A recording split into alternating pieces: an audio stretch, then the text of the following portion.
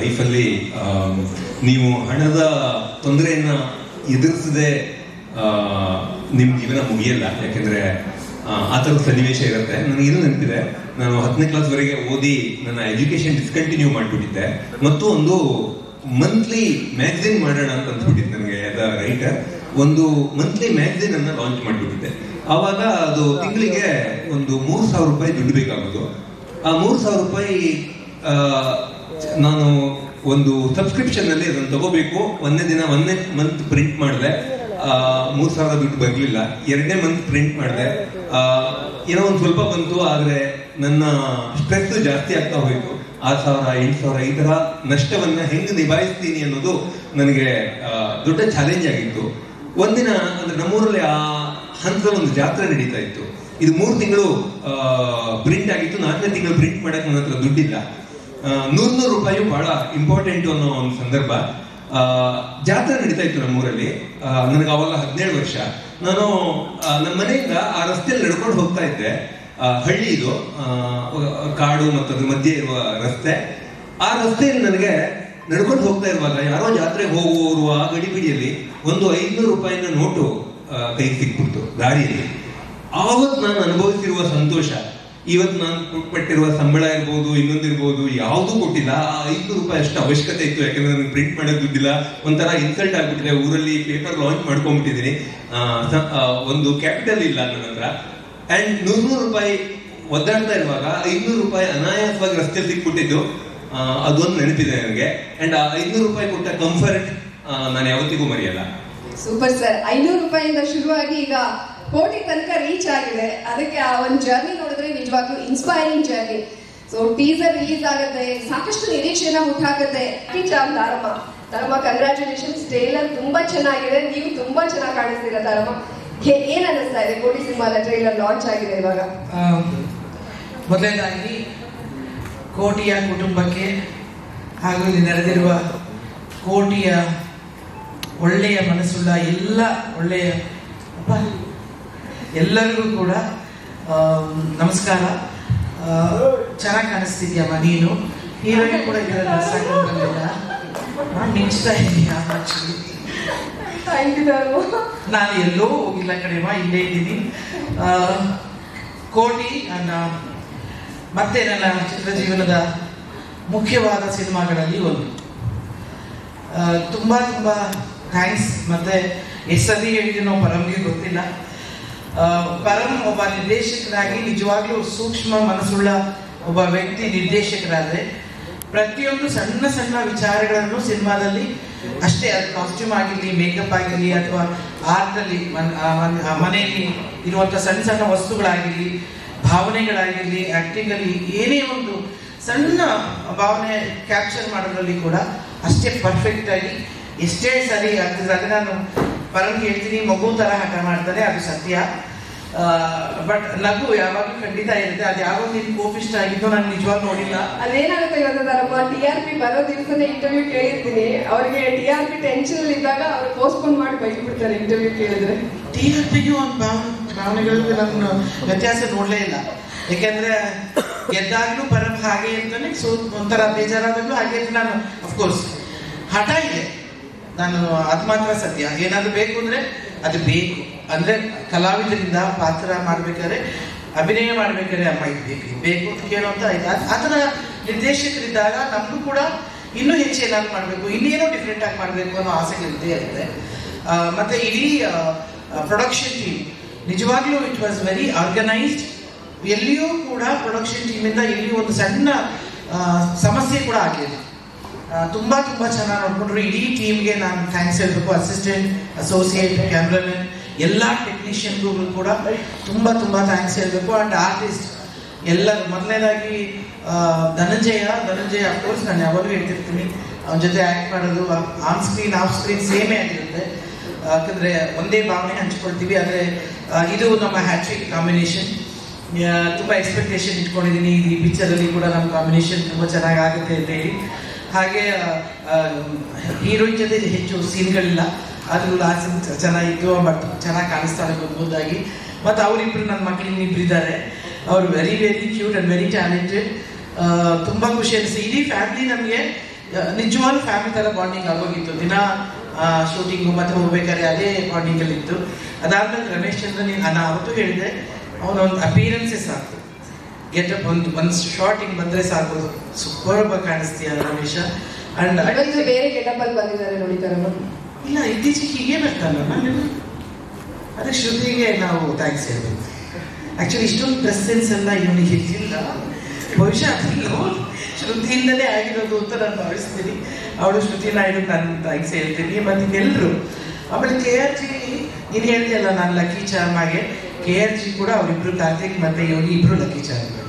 ಅವ್ರು ಯಾವುದೇ ಸಿನಿಮಾ ಮಾಡಿರಲಿ ಅದು ನಮ್ಮ ಸಿನಿಮಾ ಅಂತ ಹೇಳಿ ಒಂದು ರೀತಿಯಾಗಿ ಹೃದಯಕ್ಕೆ ಮನಸ್ಸಿಗೆ ಹತ್ತಿರ ತಗೊಂಡು ಕೆಲಸ ಮಾಡ್ತಾರೆ.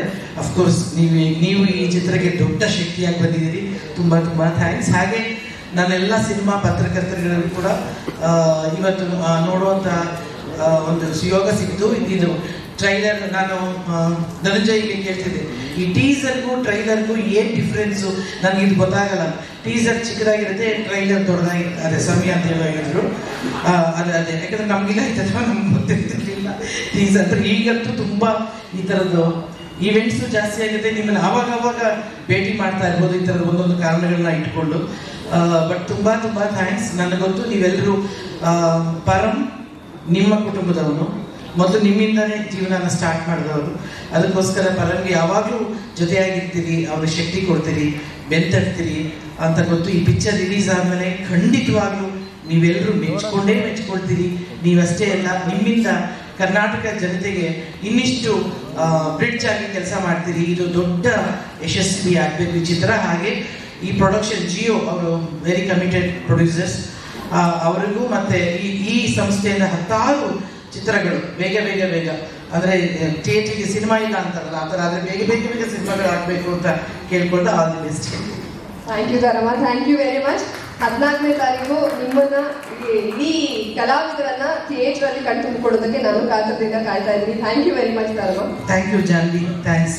ನೀನೇನೋ ಇದ್ರ ಪ್ರಶ್ನೆ ಬರ್ಕೊಂಡು ಇಟ್ಕೊಂಡಿದ್ದೀನೋ ಅನ್ಕೊಂಡು ಥ್ಯಾಂಕ್ ಯು ಅಮ್ಮ. ವೆರಿ ಕಾಮನ್ ಮ್ಯಾನ್ ಸ್ಟೋರಿ, ತುಂಬ ಚೆನ್ನಾಗಿ ಮಾಡಿದ್ದಾರೆ ಪರಂ ಸರ್. ಏನೇ ತೋರಿಸಿದ್ರು ಪಿಕ್ಚರ್ ನೋಡ್ಬೇಕು. ಈಗ ನೀವು ಏನು ಅಂದ್ರೆ ಅವ್ರು ಕಮರ್ಷಿಯಲ್ ಆಗಿ ಕಟ್ಕೊಟ್ಟಿರೋ ಒಂದು ಕಂಟೆಂಟ್ ಬೇಸ್ಡ್ ಅಂತ ಹೇಳ್ಬೇಕು. ಕಮರ್ಷಿಯಲಿ ಅದೇನೇ ಅಂತಿರೋದು. ಇಷ್ಟು ಹೋಲ್ಡ್ ಆನ್ ಮಾಡೋದ್ರಲ್ಲಿ ಎಲ್ಲಾರನ್ನೂ ಸಿನಿಮಾ ನೋಡೋಕ್ಕೆ ಆಲ್ 2 hours 2.5 hours ಏನಿದೆ ಸಿನಿಮಾ, ಅದು ಪೂರ್ತಿ ಆ ಕಡೆ ಈ ಕಡೆ ಅಲ್ಲಾಡ್ದಕ್ಕೆ ನೋಡೋಕೆ ಮಾಡಿರೋದು ಇದನ್ನು. ಸುಮ್ಮನೆ ಕಮರ್ಷಿಯಲ್ಗೋಸ್ಕರ ಸಾಂಗ್ ಆ ಕಡೆ ಈ ಕಡೆ ಒಂದು ಫೈಟ್ ಅವ್ರು ಅವ್ರು ಹಾಕಿಲ್ಲ. So everything is within the cinema. ಆ ಕಥೆ ಒಳಗೆ ಏನೇನು ಬೇಕು ಅದೇ ಮಾಡಿದ್ರು. ಅವ್ರೇನು ಅವ್ರು ಅರ್ಧ ಗಂಟೆ ಅವ್ರು ಏನು ತೋರಿಸೋದು ನಾವು ಮಾಡಲೇಬೇಕು ಪಿಕ್ಚರ್ ಅಂತ ಎಕ್ಸ್ಟ್ರಾ ಇತ್ತು. ಸೂಪರ್ ಕಾರ್ತಿಕ್ ಅವರೇ, ನಿಮ್ಮ ಮಾತಲ್ಲೇ ಗೊತ್ತಾಗ್ತಾ ಇದೆ ನೀವು ಸಾಕಷ್ಟು ಹಿಟ್ ಸಿನಿಮಾಗಳನ್ನ ಕೊಟ್ಟಿದ್ದೀರಾ. ಈ ಸಿನಿಮಾದಲ್ಲೂ ಆ ಕಮರ್ಷಿಯಲ್ ಎಲಿಮೆಂಟ್ಸ್ ಇದೆ, ಜನರನ್ನ ಹಿಡಿದು ಕೂರಿಸುವಂತ ಎಲಿಮೆಂಟ್ಸ್ ಇದೆ ಅಂತ ನೀವ್ ಹೇಳಿದ್ಮೇಲೆ, ಅಂದ್ರೆ ನೀವೇ ಮೊದಲನೇ ವ್ಯೂವರ್ ಅಂತ ಅಂದ್ಮೇಲೆ ನಿಮ್ಗೆ ಇಷ್ಟ ಆಗಿದೆ ಅಂದ್ಮೇಲೆ ಜನಕ್ಕೂ ಕೂಡ ಇಷ್ಟ ಆಗುತ್ತೆ. ಸೊ ನಿಮ್ಮ ಒಂದು ಬ್ಯಾನರ್ ನಿಂದ ನಿಮ್ಮ ಒಂದು KRG ಸ್ಟುಡಿಯೋಸ್ ನಿಂದ ಮತ್ತೊಂದು ಹಿಟ್ ಸಿನಿಮಾ ನಮ್ಮ ಕನ್ನಡ ಜನತೆಗೆ ಸಿಗುವಂತಾಗತ್ತೆ ಅನ್ನೋ ಒಂದು ಭರವಸೆ ನಿಮ್ಮ ಮಾತಿನ ಮೂಲಕ ನಂಗೆ ಗೊತ್ತಾಗಿದೆ. Thank you very much. Thanks lot. ಆಮೇಲೆ ಎಲ್ಲ ಟೀಮ್ ಎಲ್ಲರಿಗೂ, ತಾರಮ್ಮ, ರಘುವಣ್ಣ ಮತ್ತೆ ರಮೇಶ್ ಸರ್ ಅದನ್ನ ಸೋಮಾಗಿ ಸಪ್ತಾಹದಲ್ಲಿ ಒಂದು ಏನು ಇಂಪ್ಯಾಕ್ಟ್ ಕ್ರಿಯೇಟ್ ಮಾಡಿ, ಇದರಲ್ಲಿ ದೀನು ಸಾವುಕಾರಾಗಿ ಅದನ್ನ ಡಬಲ್ ಇಂಪ್ಯಾಕ್ಟ್ ಕ್ರಿಯೇಟ್ ಮಾಡ್ತಾರೆ. ಭಾಳ ಚೆನ್ನಾಗಿದೆ ಸರ್. ನಿಮ್ಮದು ಒಂದು 3 ಸೀನ್ ತೋರಿಸು ಆ್ಯಕ್ಚುಲಿ ಅವರಲ್ಲಿ ಅವತ್ತೇ ಹೇಳಿದೆ ನೀವು. ಅಂದರೆ one of the double impact 100% sir ನೀವು ಮಾಡಿರೋದು ಇದರಲ್ಲಿ. ನೀವೊಂದು most sorted out supporting actor ಆಗ್ತೀರಾ ಈ ಸಿನಿಮಾದ ಮೂಲಕ. ಆಮೇಲೆ ಮೋಕ್ಷ ಅವರು, ತನುಜಾ, ಪೃಥ್ವಿ ಎಲ್ಲ ಆಲ್ ದಿ ಸಪೋರ್ಟಿಂಗ್ ಕಾಸ್ಟ್ ತುಂಬ ಅದ್ಭುತವಾಗಿ ಮಾಡಿದ್ದಾರೆ. ಸೊ ನಾನು ಪಿಕ್ಚರ್ನ ಜನರಿಗೆ ತೋರಿಸೋಕ್ಕೆ ಇನ್ನೊಂದು ವಾರದಲ್ಲಿ ಬರುತ್ತೆ. So let's all the best sir, all the best.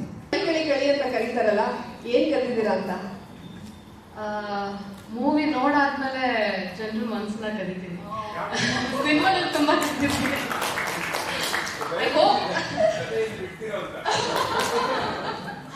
Actually ಈ ಡೈಲಾಗ್ ನಾನು ಹೇಳೋಣ ಅನ್ಕೊಂಡಿದ್ದೆ, ಅವರೇ ಹೇಳ್ಬಿಟ್ರು. ಈಗ ಇಲ್ಲಿ ಕಳ್ಳಿ ಅಂತ ಇದ್ದಾರೆ, ಸಿನಿಮಾ ನೋಡಿದ್ಮೇಲೆ ಲಕ್ಷಾಂತರ ಜನರ ಮನಸ್ಸನ್ನ ನೀವು ಕಲಿತೀರಾ ಅಂತ. ಸೊ ಕೋಟಿ ಸಿನಿಮಾದ ಟ್ರೈಲರ್ ರಿಲೀಸ್ ಆಗಿದೆ. ಬಹು ನಿರೀಕ್ಷಿತ ಸಿನಿಮಾ, ಒಂದು ದೊಡ್ಡ ತಾರಾ ಬಳಗವೇ ಇದೆ. ಆ ಒಂದು ತಂಡದಲ್ಲಿ ನೀವಿರೋದಕ್ಕೆ ನಿಮ್ಗೆ ಎಷ್ಟು ಖುಷಿ ಇದೆ? ಸಿನಿಮಾದ ಬಗ್ಗೆ ಏನ್ ಹೇಳ್ತೀರಿ? ಈಗಷ್ಟೇ ನಿಮ್ಮೆಲ್ಲರ ಜೊತೆ ಕೂತು ಟ್ರೈಲರ್ ನೋಡಿದೆ. ನಾನು ಫಸ್ಟ್ ಟೈಮ್ ನೋಡ್ತಿರೋದು. ನಾವು ಪರ್ಫಾರ್ಮ್ ಮಾಡುವಾಗ ನಾವು ಹೇಗೆ ಮಾಡ್ತಿದ್ದೀವಿ, ನಾವು ಚೆನ್ನಾಗಿ ಮಾಡ್ತಿದ್ದೀವ, ಸಿನಿಮಾ ಚೆನ್ನಾಗಿ ಬರ್ತಿದೆಯಾ ಅಂತ ಗೊತ್ತಾಗಲ್ಲ. ಅದನ್ನ ಅಟ್ಲೀಸ್ಟ್ ಸ್ವಲ್ಪ ಎಡಿಟ್ ಮಾಡಿ ಒಂದು ಸಣ್ಣ ಗ್ಲಿಮ್ಸ್ ನೋಡಿದಾಗ ಏನೋ ಒಂಥರ ಕಾನ್ಫಿಡೆನ್ಸ್, ಒಂಥರ ಖುಷಿ ಸಿಗುತ್ತೆ. ಸೊ ಆ ಒಂದು ಕಾನ್ಫಿಡೆನ್ಸ್ ನಂಗೆ ಇವತ್ತು ಸಿಕ್ತು. So I am very very excited and happy ಈ ಒಂದು ರಿಲೀಸ್ಗೆ. ಆ್ಯಂಡ್ ಎಸ್, ನಾನು ಪರಮ್ ಸರ್ಗೆ ಒಂದು ವಿಷಯ ಹೇಳಬೇಕು. ಸರ್, ನಾನು ಯಾವಾಗಲೂ ನಮ್ಮಿಬ್ಬರದ್ದು ಒಂದು ಟಾಮ್ ಅಂಡ್ ಜೆರ್ರಿ ಥರ ರಿಲೇಷನ್ಶಿಪ್ ಅಂತ ಸಾಕಷ್ಟು ಬಾರಿ ಹೇಳಿದ್ದೀನಿ. ಬಟ್ ನಾನು ಯಾವತ್ತೂ ಅದ್ರ ಹಿಂದೆ ಅಡಗಿರೋ ಒಂದು ಹಿಡನ್ ಮೋಟಿವ್ನ ಎಲ್ಲೂ ಹೇಳಿಲ್ಲ. ಇವತ್ತು ನಾನು ಹೇಳಕ್ಕೆ ಇಷ್ಟಪಡ್ತೀನಿ ಸರ್. ನೀವು ಮತ್ತು ಚಿತ್ರ ಮ್ಯಾಮ್ ನಾನು ಅಷ್ಟು ಪುಷ್ ಮಾಡಿರಲಿಲ್ಲ ಅಂದರೆ ಐ ಥಿಂಕ್ ನಾನು ನನ್ನ 100% ಕೊಡೋಕ್ಕೆ ಸಾಧ್ಯ ಆಗ್ತಿರ್ಲಿಲ್ಲೇನೋ. ಸೊ ನಿಮ್ಮ ಒಂದು ಹಾರ್ಡ್ ವರ್ಕ್ ಆ್ಯಂಡ್ ಡೆಡಿಕೇಶನಿಂದ ನಾನು ಇಲ್ಲಿವರೆಗೂ ಬಂದಿದ್ದೀನಿ. So thank you so much sir, thank you so much. And ತುಂಬ ಇದೆ ಮಾತಾಡೋಕ್ಕೆ. ನನಗೆ ಎಲ್ಲಿಂದ ಶುರು ಮಾಡಬೇಕು ಅಂತ ಗೊತ್ತಾಗ್ತಿಲ್ಲ. ಟ್ರೇಲರ್ ಸಿಕ್ಕಾಪಟ್ಟೆ ಚೆನ್ನಾಗಿ ಬಂದಿದೆ. I am very happy. And I hope ನಿಮ್ಮೆಲ್ಲರಿಗೂ ಇಷ್ಟ ಆಗಿದೆ ಅಂತ ನಾನು ಭಾವಿಸ್ತೀನಿ. ಆ್ಯಂಡ್ ನೀವು ನಮ್ಮ ಫಸ್ಟ್ ಆಡಿಯನ್ಸ್ ಆಗಿರೋದ್ರಿಂದ ದಯವಿಟ್ಟು ನಿಮ್ಮ ಫ್ರೆಂಡ್ಸ್, ಫ್ಯಾಮಿಲಿ ಎಲ್ಲರನ್ನೂ ಕರ್ಕೊಂಡು ಹೋಗಿ ನಮ್ಮ ಈ ಒಂದು ಸಿನಿಮಾನ ಥಿಯೇಟ್ರಲ್ಲಿ ಹೋಗಿ ನೋಡಿ ಎಂಜಾಯ್ ಮಾಡಿ. ನಿಮ್ಮ ಪ್ರೀತಿ ಆಶೀರ್ವಾದ ನಮ್ಮ ತಂಡ ಮೇಲೆ ಇರಲಿ ಅಂತ ನಾನು ಹೇಳ್ಕೊತೀನಿ.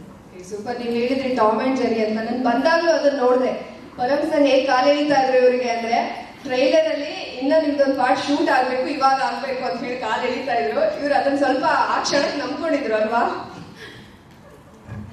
ಇವಾಗ ತಾನೇ ಬರೋ ಮುಂಚೆ ಜಾಸ್ತಿ ಏನೋ ಬಿಟ್ಕೊಡ್ಬೇಡಮ್ಮ ಅಂತ ಹೇಳಿ ಕಲಿಸಿದ ನನಗೆ. ಅದಕ್ಕೆ ನನಗೆ ಮಾತಾಡೋಕ್ಕೆ ಭಯ ಆಗ್ತಿದೆ, ಏನು ಹೇಳ್ಬೋದು ಏನು ಹೇಳ್ಬಾರ್ದು ಅಂತ. ಓಕೆ, ಅದಕ್ಕೆ ನಾನು ಹೇಳಿದ್ದವ್ರು ಆಂಗ್ರಿ ಬರ್ಡ್ ಅಂತ ಸ್ಟ್ರಿಕ್ಟ್ ಆಗಿ ಹೇಳಿದ್ದಾರೆ ನಿರ್ದೇಶಕರು, ಏನನ್ನು ಬಿಟ್ಕೊಡ್ಬೇಡಿ ಅಂತ. ಬಟ್ ಆ ಒಂದು ಎಳೆಯಲ್ಲಿ ಯಾರಿಗೆ ಏನ್ ಅರ್ಥ ಆಗುತ್ತೋ ಗೊತ್ತಿಲ್ಲ, ಒಂದಷ್ಟು ಮಿಡಲ್ ಕ್ಲಾಸ್ ಜನರಿಗೆ ಪ್ರತಿಯೊಬ್ಬರಿಗೂ ಇದು ಕನೆಕ್ಟ್ ಆಗುವಂತಹ ಸಿನಿಮಾ ಅಂತ ಮಾತ್ರ ನಮ್ಗೆ ಗೊತ್ತಾಗಿದೆ. ಇನ್ನ ಏನೆಲ್ಲ ಎಲಿಮೆಂಟ್ಸ್ ಇದೆ ಅನ್ನೋದನ್ನ ಜೂನ್ 14ನೇ ತಾರೀಕು ಎಲ್ಲರೂ ಥಿಯೇಟರ್ಗೆ ಹೋಗಿ ನೋಡ್ತೀವಿ. ವೆರಿ ಆಲ್ ದ ಬೆಸ್ಟ್ ಮೋಕ್ಷ ನಿಮಗೆ, ಎಂಟೈರ್ ತಂಡಕ್ಕೆ ಶುಭವಾಗಲಿ. Thank you so much. Also ನನ್ನ ಕೋಟೆಯ ತಂಡದ ಬಗ್ಗೆ ಒಂದೆರಡು ಮಾತಾಡೋಕ್ಕೆ ಇಷ್ಟಪಡ್ತೇನೆ. ಒಂದು ಸಿನಿಮಾ, ಒಂದು ಒಳ್ಳೆ ಸಿನಿಮಾ ಮಾಡೋಕ್ಕೆ ಒಂದು ಗ್ರೇಟ್ ಟೀಮ್ ವರ್ಕ್ ತುಂಬ ಮುಖ್ಯ ಆಗುತ್ತೆ. And I am very lucky and fortunate. ನನಗೆ ಇಂಥ ಒಂದು ಆಪರ್ಚುನಿಟಿ ಸಿಕ್ಕಿದೆ. ಪ್ರತಿಯೊಬ್ಬ ಟೆಕ್ನಿಷಿಯನಿಂದ ಹಿಡಿದು ಲೈಟ್ ಬೋರ್ಡ್ವರೆಗೂ and the entire casting, you know very great actors and performers, ಎಲ್ಲರ ಹಾರ್ಡ್ ವರ್ಕ್ ಎಲ್ಲ ಎದ್ದು ಕಾಣ್ತಿದೆ ಟ್ರೈಲರಲ್ಲಿ. So yeah, very very happy about it. All the best, ನಿಮಗೆ ಒಳ್ಳೇದಾಗ್ಲಿ. Very all the best. Entire ತಂಡಕ್ಕೆ ಶುಭವಾಗಲಿ. ಮೇಲೂ ಕೂಡ ನಿಮ್ಮನ್ನು ಬೈಕೊಂಡಿದ್ದೀನಿ, ಯಾಕಂದ್ರೆ ಅಷ್ಟು ಮಟ್ಟಿಗೆ ನೀವು ಆವರಿಸ್ಬಿಟ್ಟಿದ್ರಿ ಮನ್ಸಲ್ಲಿ. ಅಂದ್ರೆ ವಿಲನ್ ಅಂತಂದ್ರೆ ಹಿಂಗಿರ್ಬೇಕಪ್ಪ ಅಂತ ಹೇಳಿ ಅನ್ಸಿದೆ. ಒಬ್ಬ ಬ್ರ್ಯಾಂಡೆಡ್ ವಿಲನ್ ಆಗಿ ನಮ್ಮ ಕನ್ನಡ ಚಿತ್ರರಂಗದಲ್ಲಿ ನೀವು ಹೊರಹೊಮ್ತಾ ಇದ್ದೀರಾ. ಬರಹಗಾರರಾಗಿದ್ರಿ, ನಿರ್ದೇಶಕರಾಗಿದ್ರಿ. ನಿಮ್ಮೊಳಗೆ ಇಂಥ ಒಬ್ಬ ನಟ ಇದ್ದಾನೆ ಅಂತ ನಿಮ್ಗೆ ಗೊತ್ತಿರ್ಲಿಲ್ವಾ ಸರ್? ಇಲ್ಲ, ಗೊತ್ತಿರಲಿಲ್ಲ ನನಗೆ. ನನ್ನಲ್ಲಿ ಒಬ್ಬ ನಟ ಇದ್ದಾನೆ ಅಂತ ಗೊತ್ತಿರಲಿಲ್ಲ. ಈಗಲೂ ಅದ್ರ ಬಗ್ಗೆ ನನಗೆ ನಂಬಿಕೆ ಇಲ್ಲ. ಯಾವಾಗ ಗೊತ್ತಾಯ್ತು ಸರ್? ಇಲ್ಲ, ಇನ್ನೂ ಗೊತ್ತು ಮಾಡ್ಕೊಳ್ಳೋ ಪ್ರಯತ್ನದಲ್ಲಿ ಇದ್ದೀನಿ. ಇದೀನಾ ಇಲ್ವಾ ಅನ್ನೋದು ಒಂದೆರಡು ಸಿನಿಮಾದಲ್ಲಿ ಅದನ್ನ ಜಡ್ಜ್ ಮಾಡೋಕ್ಕೆ ಬರೋದಿಲ್ಲ. It's a long journey. ಒಂದೆರಡು ಒಪ್ಕೊಂಡಂಥವ್ರು ಆಮೇಲೆ ನಿರಾಕರಿಸಿದ್ದು ಉದಾಹರಣೆಗಳಿಗೆ. ಮುಂದಕ್ಕೆ ಹೋಗಬೇಕು. ಇನ್ನು ನಡೆಯೋ ದಾರಿ ತುಂಬ ದೂರ. ಓಕೆ, ರಮೇಶ್ ಇದ್ರ ಅವರೇ, ನಿಮ್ಮನ್ನ ಐ ಲವ್ ಯು ಮನು ಅಂತ ಇದ್ರು. ಬಹುಶಃ ಈ ಸಿನಿಮಾ ನೋಡಿದ್ಮೇಲೆ ಸೈಕ್ ಸಾವುಕಾರ್ ಅಂತ ಅಂತಾರೆ. ಯಾಕಂದ್ರೆ ಟ್ರೈಲರ್ ಅಲ್ಲಿ ನೋಡಿದಾಗ್ಲೇ ಅಷ್ಟು ಮಟ್ಟಿಗೆ ನೀವು ಹವಾ ಎಬ್ಸಿದ್ದೀರಾ. ಇನ್ ಸಿನಿಮಾದಲ್ಲಿ ಯಾವ ಲೆವೆಲಿಗೆ ಇರಬೇಡ ಅಂತ ಏನ್ ಹೇಳ್ತೀರಾ ಕೋಟಿ ಸಿನಿಮಾದ ಬಗ್ಗೆ, ನಿಮ್ಮ ಒಂದು ಪಾತ್ರದ ಬಗ್ಗೆ? ನನ್ನ ಪಾತ್ರನ ಬರೆದಿರೋದು ಪರಮೇಶ್ವರ್ ಗುಂಡ್ಕಲ್ ಅವರು. ಅದು ಮೊನ್ನೆ ಒಂದು ಇಂಟರ್ವ್ಯೂ ಹೇಳಿದ್ದೆ. ಆಕ್ಚುಲಾಗಿ ಅವರಲ್ಲಿ ಒಬ್ಬ ಇಂಥ ಖಳ ಇಲ್ಲದೆ ಹೋದರೆ ಈ ಥರದ ಒಂದು ಖಳನಾಯಕನ ಪಾತ್ರನ ಬರೆಯೋಕ್ಕಾಗಲ್ಲ. ಸೊ ಹಾಗಾಗಿ ಮೂಲತಃ ಅವರಲ್ಲಿ ಒಂದು ಖಳನಟ ಮತ್ತು ಖಳನಾಯಕ ಇದ್ದಾನೆ. ಅವರ ಪಾತ್ರನ ತುಂಬ ಚೆನ್ನಾಗಿ ಕಟ್ಕೊಟ್ಟಿದ್ದಾರೆ. ಆಮೇಲೆ ಆ್ಯಕ್ಚುಲಾಗಿ ಖಳನಾಯಕನ ಪಾತ್ರ ಬರೆಯೋದೇ ತುಂಬ ಕಷ್ಟ. ಅಂದರೆ ನಾಯಕನ ಪಾತ್ರಕ್ಕೆ ನಿಮಗೆ ಸೀಮಾರೇಖೆಗಳು ಒಂದಷ್ಟಿದೆ. ಅದೆಲ್ಲವನ್ನು ಟಿಕ್ ಮಾಡ್ಕೊಂಡ್ರೆ ನಾಯಕ ಸೂಟ್ ಆಗಿಬಿಡ್ತಾನೆ. ಖಳನಾಯಕನಿಗೆ ಅದನ್ನು ಮೀರಿ ಏನೇನೋ ಬರೀಬೇಕಾಗುತ್ತೆ. ಅದೆಲ್ಲವನ್ನು ಪರಮೇಶ್ವರ್ ಗುಂಡ್ಕಲ್ ಅವರು ಬರೆದಿದ್ದಾರೆ. ಮತ್ತೆ ದೀನು ಸಾವ್ಕಾರು ಸೈಕೋ ಅಂದ್ರೆ ಸ್ವಲ್ಪ ಪರಮೇಶ್ವರಲ್ಲಿ ಯಾವ ಥರದ ಗುಣ ಇದೆ ಅಂತ ನೀವೆಲ್ಲರೂ ಇದರಲ್ಲೇ ಗೊತ್ತಾಗುತ್ತೆ. ಅಂದ್ರೆ ಅವರಲ್ಲಿ ಯಾವ ಥರದ ಒಂದು ಸಣ್ಣ ತಿಕ್ಕಲುತನ ಇದೆ ಅನ್ನೋದು ಇದರಲ್ಲಿ ನಿಮಗೆ ಗೊತ್ತಾಗುತ್ತೆ. ಸೊ ಹಾಗಾಗಿ ಅದೆಲ್ಲವನ್ನು ಸೇರಿಸಿ ಬರೆದಿದ್ದಾರೆ ದೀನ ಸಾವುಕಾರರಲ್ಲಿ. ಇನ್ನೊಂದು ಏನಪ್ಪಾ ಅಂದ್ರೆ, ಒಳ್ಳೆಯ ಮನುಷ್ಯರು, ಒಳ್ಳೆಯ ಹೃದಯ ಇರೋರು ಒಳ್ಳೆ ಖಳನಟರು ಆಗ್ತಾರೆ. ಇದು ಒಂಥರ ಹಿಂಗೆ ಅಂದ್ರೆ ಎಲ್ಲ ಕೊನೆಗೆ ಮ್ಯಾನೇಜ್ ಮಾಡೋದಿಲ್ಲ. ಗಾಲಿ ಧನಂಜಯ ಅವರು ಡಾಲಿಯಾಗಿ ಖಳನಟನಾಗಿ famous, but as a person he is very sweet. ಹಾಗಾಗಿ ಅವರು ಅದನ್ನ ಅಭಿನಯಿಸಿರೋದಷ್ಟೇ. ನೀವು ಹೇಳ್ತಾ ಇದ್ದೀರಾ ನಿರ್ದೇಶಕರಾಗಿ ಅವರಲ್ಲಿ ಒಬ್ಬ ಖಳನಟ ಇದ್ರೆ ಮಾತ್ರ ಅದನ್ನ ಬರೆಯಕ್ ಸಾಧ್ಯ ಅಂತ. ಹೌದು, ಅವರು ನಿರ್ದೇಶಕನಾಗಿ ಅವರಲ್ಲೊಬ್ಬ ಖಳ ಇದ್ದಾನೆ. ನಟನಾಗಿ ಖಳ ಅಲ್ಲದೆ ಇರೋ ಖಳನ ಪಾತ್ರ ಮಾಡೋದು ಸುಲಭ. ಏನ್ ಹೇಳ್ತೀರಾ ಪರಮ್ ಸರ್ ಇದಕ್ಕೆ? ಇಲ್ಲ, ನಟರ ಪರ್ಸ್ಪೆಕ್ಟಿವ್ ಅನ್ನ ಅವ್ರು ಕೊಡ್ತಾ ಇದ್ದಾರೆ. ನಿಜ ಅಂತ ಹೇಳ್ತೀನಿ, ನನಗೆ ಗೊತ್ತಿಲ್ಲ ಅದು. ನಟರಾಗಿ ಅವ್ರು ಹೇಳಿದ್ದಾರೆ, ಹಾಗಾಗಿ ಅವ್ರ ಮಾತನ್ನು ತಗೊಳ್ತೀನಿ ನಾನು. ಒಂದು ವಿಷಯ ಆಕ್ಚುಲ್ ಆಗಿ ಏನಂದ್ರೆ, ಪರಮೇಶ್ವರ್ ಅವರು ಅಂದ್ರೆ ಇವತ್ತಿನ ಕಾಲಘಟ್ಟದಲ್ಲಿ ಏನಂದ್ರೆ, ಇವತ್ತು ಸಿನಿಮಾಗಳು after 5 minutes 6 minutes they start chatting over phone, cinema ನೋಡ್ತಾ. ಅದರಲ್ಲಿ ಇವತ್ತು ಸಿನಿಮಾನ ಕೂಡಿಸ್ಕೊಂಡು ನಾವು ಮೊಬೈಲ್ ಹೋಗದೆ ಪರದೆಯನ್ನೇ ನೋಡಿಕೊಂಡು ಸಿನಿಮಾನ ವಾಚ್ ಮಾಡೋ ಥರ ಇರೋದು ತುಂಬ ಚಾಲೆಂಜಿಂಗ್ ಇದೆ. ಅಂಥದ್ರಲ್ಲಿ ಅವರು ಅದಕ್ಕೆ ಬೇಕಾದಂಥ ಪ್ರಿಪರೇಷನ್ ಮಾಡ್ಕೊಂಡಿರೋದು, ಕಥೆ ಮಾಡ್ಕೊಂಡಿರೋದು, ಚಿತ್ರಕಥೆ, ಮತ್ತು ಅವರು ಒಳ್ಳೆ ಸಂಭಾಷಣೆಕಾರರು, ಚೆನ್ನಾಗಿ ಬರೀತಾರೆ. ಅವರು ಡೈಲಾಗ್ಸ್ ಎಲ್ಲ ತುಂಬ ಚೆನ್ನಾಗಿ ಬರೀತಾರೆ. ಅವರು ಮೊದಲು 2009ರಲ್ಲಿ ನಾವು ಮಾಡಿದಂಥ ಒಂದು ಧಾರಾವಾಹಿಗೆ ಬರ್ಕೊಟ್ಟಂಥ ಡೈಲಾಗು ಇನ್ನೂ ನಮ್ಮ ಮನೇಲಿ ಹಾಗೆ ಇದೆ, ಒಂದು ಪುಟ ಬರ್ಕೊಟ್ಟಿದ್ರು. ಸೊ ಅವರು ಆ ನಿಟ್ಟಿನಲ್ಲಿ ಎಲ್ಲಾನು ಒಂದು ಪ್ರಿಪರೇಷನ್ ಮಾಡಿಕೊಂಡು, ಬರವಣಿಗೆ ಇರಬಹುದು, ಕ್ಯಾಮ್ರಾ ಇರಬಹುದು, ಎಲ್ಲವೂ ಒಂದು ಪ್ರಿಪರೇಷನ್ ಮಾಡಿಕೊಂಡು ಇಲ್ಲಿಗೆ ಬಂದಿದ್ದಾರೆ. ಮತ್ತು ಸಾಕಷ್ಟು ಸಮಯ ಎಲ್ಲವನ್ನೂ ಅದರ ಮೇಲೆ ವ್ಯಯಿಸಿದ್ದಾರೆ. ಸೊ ಎಲ್ಲಿ ಬೇಕು ಎಲ್ಲತ್ತೆ ಮತ್ತು ಗೆಲ್ಲೋ ಲಕ್ಷಣಗಳು ಎಲ್ಲವೂ ಇದೆ. ಒಂದೇ ಒಂದು ಬೇಜಾರಿದೆ ನಿಮ್ಮ ಬಗ್ಗೆ, ಸಾವುಕಾರರಿಗೆ ಒಂದು ಕ್ಲಬ್ ಡ್ಯಾನ್ಸ್ ಇರಬೇಕಾಗಿದೆ. ಕೋಟಿ ಪಾರ್ಟ್ 2 ಅಲ್ಲಿ ಇರ್ತಾರೆ. ಓಕೆ, ಇಲ್ಲೇ ಭರವಸೆ ಸಿಕ್ಕಿದೆ. ಅದು ನಮ್ಮ ಮಾಧ್ಯಮ ಮಿತ್ರರು ಸೆರೆ ಹಿಡಿದಿದ್ದಾರೆ, ಹಾಗಾಗಿ ಅವರು ಆ ಮಾತನ್ನ ವಾಪಸ್ ತಗೊಳಕ್ ಸಾಧ್ಯನೇ ಇಲ್ಲ. ನೀವು ಬೇಕಾದ್ರೆ ಪ್ರೂಫ್ ಅಂತ ಬಂದು ತೋರಿಸ್ಬೋದು, ಒಂದ್ ವೇಳೆ ಹಾಕಿಲ್ಲ ಅಂತಂದ್ರೆ ಅಲ್ವಾ? ಓಕೆ ಸರ್, ಜೋಕ್ಸ್ ಪಾರ್ಟ್ ನೀವು ಹೇಳ್ತಾ ಇದ್ರಿ, 1-2 ಸಿನಿಮಾಗಳಲ್ಲೇ ಅದು ಪ್ರೂವ್ ಆಗಲ್ಲ. 1-2 ಸಿನಿಮಾ ಆದ್ಮೇಲೆ ಜನ ಮತ್ತೆ ಅದನ್ನ ಹೇಗೆ ಅಕ್ಸೆಪ್ಟ್ ಮಾಡ್ತಾರೋ ಗೊತ್ತಿಲ್ಲ. ಹಿಂದಿನದ್ದು ನಾವು ನೋಡಿದೀವಿ ಅಂತ. ಬಹುಶಃ ಪಾತ್ರದಿಂದ ಪಾತ್ರಕ್ಕೆ, ಚಿತ್ರದಿಂದ ಚಿತ್ರಕ್ಕೆ ನೀವು ಅಭಿನಯಿಸ್ಕೊಂಡು ಬರ್ತಾ ಇರೋದು, ಅಥವಾ ನಿಮ್ಮ ಪಾತ್ರಗಳಲ್ಲಿನ ಭಿನ್ನತೆ ನೋಡ್ತಾ ಇದ್ರೆ, ಖಂಡಿತ ಒಬ್ಬ ಶ್ರೇಷ್ಠ ಖಳನಟನಾಗಿ ನೀವು ಕನ್ನಡಿಗರ ಮನಸ್ಸಿನಲ್ಲಿ, ಜನರ ಮನಸ್ಸಿನಲ್ಲಿ ಅಚ್ಚಳಿಯದೆ ಉಳಿತೀರಾ. ಲೇಟ್ ಆಗ್ಬೋದು, ಬಹಳ ಲೇಟೆಸ್ಟ್ ಆಗಿ ಬಂದಿದ್ದೀರಾ ಸರ್. ಅದನ್ನ ನಾನು ಭರವಸೆ ಕೊಡಬಲ್ಲೆ ಸರ್. Thank you madam. ನಿಮ್ಮ ಭರವಸೆ ಜನಾನು ಸುಳ್ಳಾಗಿಸದೇ ಇರಲಿ, ನಿರೀಕ್ಷೆ ತಕ್ಕಾಗೆ ಎಲ್ಲವೂ ಒಳ್ಳೆಯದಾಗಿ. Thank you sir, thank you very much. ಮತ್ತೊಮ್ಮೆ ನಿಮ್ಮ ಕೋಟಿ ಸಿನಿಮಾಗೆ ಆಲ್ ದ ಬೆಸ್ಟ್. ಧನ್ಯವಾದಗಳು. Thank you. ಗಾಲಿ ಧನಂಜಯ ಅವರೇ, ಕೋಟಿ ಸಿನಿಮಾದ ಟ್ರೈಲರ್ ಅಲ್ಲಿ ಬಹಳ ಅದ್ಭುತವಾಗಿ ನಿಮ್ಮಲ್ಲಿರೋ ಆ ನಟರಾಕ್ಷಸ ಪ್ರತಿಯೊಂದು ಸಿನಿಮಾದಲ್ಲಿ ಹೇಗೆ ಆಚೆ ಬಂದಿದ್ದಾನೋ, ಇಲ್ಲೂ ಕೂಡ ಅದರ ಟ್ರೈಲರ್ ಅಲ್ಲಿ ಬಹಳ ಅದ್ಭುತವಾಗಿ ಕಾಣಿಸ್ತಾ ಇದೆ. ಆಲ್ ದ ಬೆಸ್ಟ್ ನಿಮಗೆ. ನೀವು ಹಿಂದೆ ಮಾಡಿರೋ ಎಲ್ಲ ಸಿನಿಮಾಗಳಲ್ಲಿ ನೀವು ಆ ಪಾತ್ರದಲ್ಲಿ ಅಭಿನಯಿಸಿದಿರಾ ಅಂತ ಹೇಳಿ ಅನ್ಸಿಲ್ಲ, ಆ ಪಾತ್ರಗಳಲ್ಲಿ ನೀವು ಜೀವಿಸಿದಿರಾ ಅಂತ ನಮ್ಗೆ ಅನ್ಸುತ್ತೆ. ಅದೇ ರೀತಿ ಕೋಟಿ ಟ್ರೈಲರ್ ನೋಡಿದಾಗ್ಲೂ 100% ನ್ಯಾಯನ ನೀವು ಒದಗಿಸಿದಿರಾ. ಚಿತ್ರದ ಮೇಲೆ ನಿರೀಕ್ಷೆ ಹೆಚ್ಚಾಗಿದೆ. ಕ್ಲಾಸು ಮಾಸು 2 ಎಲಿಮೆಂಟ್ಸ್ ಇದೆ, ಒಬ್ಬ ಡ್ರೈವರ್ ಪಾತ್ರ. ಸೊ ಜನ ಯಾಕೆ ಕೋಟಿ ಸಿನಿಮಾನ ನೋಡ್ಬೇಕು ಸರ್? ಕೋಟಿ ನಮ್ಮ ದೀನ ಸಾವುಕಾರ ಡೈಲಾಗ್ ಕೇಳಿದ್ರಲ್ಲ, ಕೋಟಿಯಿಂದ ಹೊಸ ಹುಡುಗ ಸೌತಲ್ಲಿ ಮಾತ್ರ ಅಲ್ಲ, ಬೊಂಬಾಯಲ್ಲಿ ಹುಡುಗರು ಈ ಥರ ಗುರಿ ಮತ್ತು ಗುಂಡಿಗೆ ಇರೋದು ಸಿಗಲ್ಲ. ಅದಕ್ಕೆ ಕೋಟಿ ಸಿನಿಮಾನ ನೋಡಬೇಕು. ಹೊಸ ಪಾತ್ರ, ಹೊಸ ಕತೆ. ನಾವು ಯಾವಾಗಲೂ ಸಿನಿಮಾಗಳಲ್ಲಿ ಕಾಂಟೆಂಟ್ ಹುಡುಕ್ತಾನೆ ಇರ್ತೀವಿ, ಕತೆ ಬೇಕು ಕತೆ ಬೇಕು ಕತೆ ಬೇಕು ಅಂತ. ನಾನೊಬ್ಬ ನಟನಾಗಿ, ನಿರ್ಮಾಪಕನಾಗಿನೂ ಯಾವಾಗಲೂ ಕತೆ ಬೇಕು ಅಂತ ಹುಡುಕ್ತಾನೆ ಇರ್ತೀನಿ. ಅದರಲ್ಲಿ ಕೆಲವೊಂದು ಕತೆಗಳು ತುಂಬ ಕಾಡ್ತವೆ ನನಗೆ. ಆ ಥರ ಇಷ್ಟ ಆಗಿದ್ದ ಕತೆಗಳ ಬಗ್ಗೆ ನನ್ನ ಫ್ರೆಂಡ್ಸ್ ಜೊತೆ, ಎಲ್ಲರ ಜೊತೆ ನಾನು ಮಾತಾಡ್ತಾ ಇರ್ತೀನಿ. ಅದೇ ಥರ ಕೋಟಿ ಕತೆ ಕೇಳಿದಾಗ್ಲೂ, ಆಗಲೇ ಕಾರ್ತಿಕ್ ಅವ್ರು ಹೇಳ್ದಂಗೆ, ಕಾರ್ತಿಕ್ ಯೋಗಿ ಸಿಕ್ತಾಗಿಲ್ಲ, ಅದು ಚೆನ್ನಾಗಿದೆ, ಪರಮ ಸಖತ್ತಾಗಿ ಬರೆದಿದ್ದಾರೆ, ನಾನು ಮಾಡಬೇಕು ಅಂತ. ಸೊ ಅಷ್ಟು ಕಾಡಿದ ಕತೆ ಇದು. ಆ್ಯಂಡ್ ಕೋಟಿ ಅಂದರೆ ನಾನೊಬ್ಬ ಮಾತ್ರ ಕೋಟಿ ಅಲ್ಲ. ನನಗೆ ಕೋಟಿ ಕತೆ ಕೇಳಿದಾಗ, ನಾನು ಟೀಸರ್ ರಿಲೀಸಲ್ಲಿ ಹೇಳ್ದಂಗೆ, ಐ ಥಿಂಕ್ ಎಲ್ಲರೂ ಕೋಟಿನೇ, ಇಲ್ಲಿರೋರು ಎಲ್ಲರೂ. ಅದು ಸಿನಿಮಾ ನೋಡ್ತಾ ಗೊತ್ತಾಗುತ್ತೆ. ಕೋಟಿಯ ಬದುಕಿನ ಈವೆಂಟ್ಸ್ಗಳು ಒಂದೊಂದೇ ಬಿಚ್ಕೊಳ್ತಾ ಹೋದಂಗೆ ಪ್ರತಿಯೊಬ್ಬರಿಗೂ ಗೊತ್ತಾಗುತ್ತೆ, ಓಕೆ ಇದು ನಾನು ಅಂತ ಹೇಳಿ. ಎಲ್ಲರೂ, ನಾನು ಹೇಳ್ತಿರೋದು ಮಿಡಲ್ ಕ್ಲಾಸ್ ಹೀರೋಸ್ ಅಂತ ಏನು ಕರಿತೀವಲ್ಲ, ಮಿಡಲ್ ಕ್ಲಾಸ್ ಫ್ಯಾಮಿಲಿಗಳಿಗೆ, ಬದುಕುಗಳಿಗೆ ತುಂಬ ಕನೆಕ್ಟ್ ಆಗುವಂಥ ಸಿನಿಮಾ. ಹಾಗಂದ್ಬಿಟ್ಟು ಬರೀ ಮಿಡಲ್ ಕ್ಲಾಸ್ ಸಿನಿಮಾ ಅಂತ ಅಲ್ಲ, ಎಲ್ಲರ ಸಿನಿಮಾ. ನಿಮಗೆ ರಸ್ತೆಯಲ್ಲಿ ಓಡಾಡ್ತಾ ಒಂದು ಸಣ್ಣದಾಗಿ 2 ಗಾಡಿಗಳು ಟಚ್ ಮಾಡಿಕೊಂಡು ಒಂದಿಬ್ಬರು ಹೊಡೆದಾಡ್ತಿರ್ತಾರಲ್ಲ, ಅದರಲ್ಲಿ ಎಷ್ಟೊಂದು ಸರಿ ನಾವು ಒಳಗಡೆ ಕೂತ್ಕೊಂಡು ಅನಿಸ್ತಾ ಇರುತ್ತೆ, ಯಾಕೆ ಇಷ್ಟು ಹೊಡೆದಾಡ್ತಿದ್ದಾರೆ, ಅವ್ರು ಮೂವನ್ ಹಾಕ್ಬಿಡ್ಬೋದಲ್ವ, ಇಮಿಡಿಯೇಟಾಗಿ ಮುಂದಕ್ಕೆ ಹೋಗ್ಬಿಡ್ಬೋದಲ್ಲ ಅಂತ. ಬಟ್ ಅವ್ರು ಯಾಕಷ್ಟು ಹೊಡೆದಾಡ್ತಿರ್ತಾರೆ ಅನ್ನೋದು ಅವ್ರಿಬ್ರಿಗೆ ಮಾತ್ರ ಗೊತ್ತಿರುತ್ತೆ. ಅವರ ಬದುಕಲ್ಲಿ ಅವರ ಗಾಡಿಯ ಮೇಲಾಗೋ ಒಂದು ಸಣ್ಣ ಮಾರ್ಕು ಅಥವಾ ಅದರಿಂದ ಆಗೋ ಇಂಪ್ಯಾಕ್ಟು, ಅವತ್ತಿನ ಖರ್ಚು, ಅವತ್ತಿನ ದುಡಿಮೆ ಎಲ್ಲದೂ ತುಂಬ ಡಿಫ್ರೆನ್ಸ್ ಮಾಡೋದಿರುತ್ತೆ. ಹಾಗಾಗಿ ಟ್ರಾಫಿಕಲ್ಲಿ ಇಬ್ಬರು ಹೊಡೆದಾಡ್ತಾ ಇರ್ತಾರೆ. ಈ ಥರ ನಿಮಗೆ ದಿನನಿತ್ಯದ ಬದುಕಲ್ಲಿ ತುಂಬ ವಿಷಯಗಳನ್ನ ನೋಡ್ತಾ ಇರ್ತೀರ. ಹಾಗಾಗಿ ಕೋಟಿ ತುಂಬ ಕನೆಕ್ಟ್ ಆಗುತ್ತೆ. ಆ್ಯಂಡ್ ಸಿನಿಮಾ ಡೆಫಿನೆಟ್ಲಿ ಇವಾಗ ಎಲ್ಲ ಇಂಟರ್ವ್ಯೂಗಳಲ್ಲೂ ಒಂದು ಪ್ರಶ್ನೆ ಕೇಳ್ತಾನೆ ಇದ್ರು ಇಂಡಸ್ಟ್ರಿಯ ಇವತ್ತಿನ ಫೇಸ್ ಬಗ್ಗೆ. ನಾನು ಎಲ್ಲ ಕಡೆನೂ ಅದೇ ಹೇಳ್ತಾ ಇದ್ದೆ, ಇದು ಒಂದು ಘಟ್ಟ, ಇದು ಒಂದು phase, this too shall pass, ಇದು ಮುಂದಕ್ಕೆ ಹೋಗಬೇಕು ಅಂತ. ಅದು ಕೋಟಿ ಮೂಲಕ ಆಗಲಿ ಅಂತ ಹೇಳಿ ನಾನು ಪ್ರಾರ್ಥಿಸ್ತೀನಿ. ಏಕೆಂದರೆ ಒಂದು ಒಳ್ಳೆ ಸಿನಿಮಾ ಆ್ಯಂಡ್ ಟೀಮ್ ಆಗಿ ನಾವು ಖಂಡಿತ ಪ್ರಾಮಿಸ್ ಮಾಡ್ತೀವಿ ನಿಮಗೆ ತುಂಬ ಒಳ್ಳೆಯ ಕಂಟೆಂಟ್ ಜೊತೆ ಬರ್ತಾ ಇದ್ದೀವಿ. ಥಿಯೇಟ್ರಿಗೆ ಬನ್ನಿ. ಆ್ಯಂಡ್ ಪ್ರತಿ ಸಿನಿಮಾದಲ್ಲೂ ನಟರು, ನಿರ್ಮಾಪಕರು, ವಿತರಕರು ಎಲ್ಲರೂ ತುಂಬ ಅದ್ಭುತವಾಗಿ ಭಾಗಿಯಾಗಿ ಸಿನಿಮಾನ ಓನ್ ಮಾಡಿ ಸಿನಿಮಾಗಳನ್ನ ರಿಲೀಸ್ ಮಾಡಿದಾಗ ಅದೆಲ್ಲದೂ ತುಂಬ ಚೆನ್ನಾಗಿ ವರ್ಕ್ ಆಗಿದೆ. ಅದು ನಮ್ಮ ಮತ್ತು KRG ಕಾಂಬಿನೇಷನ್ ಆಗಲಿ ಎಲ್ಲವೂ, ಅಥವಾ ನಮ್ಮ ಮತ್ತು ಕಲರ್ಸ್ ಚಾನಲ್ ಅಲಯನ್ಸ್ ಇರಲಿ, ನಮ್ಮ ಬಡವರ ಟಗರುಪಲ್ಯ ಸಿನಿಮಾ ಜೊತೆ, ಪರಮ್ ಅವ್ರ ಜೊತೆ ಎಲ್ಲರೂ ಒಟ್ಟಿಗೆ ಕೆಲಸ ಮಾಡಿದಾಗ ತುಂಬ ಚೆನ್ನಾಗಿ ವರ್ಕ್ ಆಗಿದೆ ಸಿನಿಮಾಗಳು, ಮತ್ತೆ ಜನ ಬಂದಿದ್ದಾರೆ.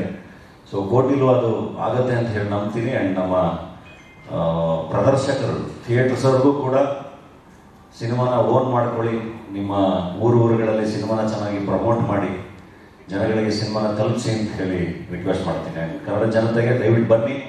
ಖಂಡಿತ ಮತ್ತೊಂದು ಒಳ್ಳೆಯ ಫ್ಯಾಮಿಲಿ ಎಂಟರ್ಟೈನರ್ನ ಪ್ರಾಮಿಸ್ ಮಾಡ್ತೀವಿ. ನಿಮಗೊಂದು ಒಳ್ಳೆಯ ಅನುಭವನ ಥಿಯೇಟ್ರಲ್ಲಿ ಕೊಡ್ತೀವಿ. ಆ್ಯಂಡ್ ಥ್ಯಾಂಕ್ ಯು ನಮ್ಮ ಇಡೀ ತಂಡಕ್ಕೆ, ನಿರ್ದೇಶಕರಿಗೆ, ಕಲಾವಿದರಿಗೆ, ತಾರಮ್ಮಂಗೆ, ಎಲ್ರಿಗೂ, ನಮ್ಮ ಡಿಸ್ಟ್ರಿಬ್ಯೂಟರ್ಸ್ಗೆ, ಪತ್ರಿಕಾ ಮಾಧ್ಯಮಕ್ಕೆ ಎಲ್ರಿಗೂ ತುಂಬ ಡೀಟೇಲ್ ಆಗಿ ಥ್ಯಾಂಕ್ಸ್ ಹೇಳಬೇಕು ಸಿನಿಮಾ ಬಗ್ಗೆ ಮಾತಾಡ್ತಾ. ಅದನ್ನು ಸಕ್ಸಸ್ ಮೀಟಲ್ಲಿ ಡೆಫಿನೆಟ್ಲಿ ಎಲ್ರಿಗೂ ಮತ್ತೆ ಪರ್ಸನಲ್ ಆಗಿ ಥ್ಯಾಂಕ್ಸ್ ಹೇಳ್ತೀನಿ. ಸೊ ದಯವಿಟ್ಟು ಎಲ್ಲರೂ ಸಿನಿಮಾ ನೋಡಿ. Thank you. ದಾನಿ ಧನಂಜಯ ಅವರೇ, ಡಬಲ್ ಕಂಗ್ರ್ಯಾಚುಲೇಷನ್ಸ್. 1 ಕೋಟಿ ಸಿನಿಮಾ ಜೂನ್ 14ನೇ ತಾರೀಕು ರಿಲೀಸ್ ಆಗ್ತಾ ಇದೆ. ಇನ್ನೊಂದು, ನೀವು ಸಿನಿ ಇಂಡಸ್ಟ್ರಿಗೆ ಬಂದು 11 ವರ್ಷ ಪೂರೈಸಿದ್ದೀರಾ. ಸೊ ಎರಡಕ್ಕೂ ನಿಮಗೆ ಶುಭಾಶಯಗಳು. ವರ್ಷಗಳು ಹೋಗ್ತಾ ಇರುತ್ತೆ ಬಿಡಿ, ಗೊತ್ತೇ ಆಗಲ್ಲ. ಸಿನಿಮಾದವ್ರಿಗಂತೂ ಗೊತ್ತಾಗಲ್ಲ, ವಯಸ್ಸಾಗೋದು ಗೊತ್ತಾಗಲ್ಲ, ಸತ್ತೋಗೋದು ಗೊತ್ತಾಗಲ್ಲ. ಬೇಗ ಒಂದೊಂದು ವರ್ಷಕ್ಕೆ 2 ವರ್ಷ ಒಂದೊಂದು ಸಿನಿಮಾದಲ್ಲಿ ಓಡ್ತಾನೆ ಇರುತ್ತೆ.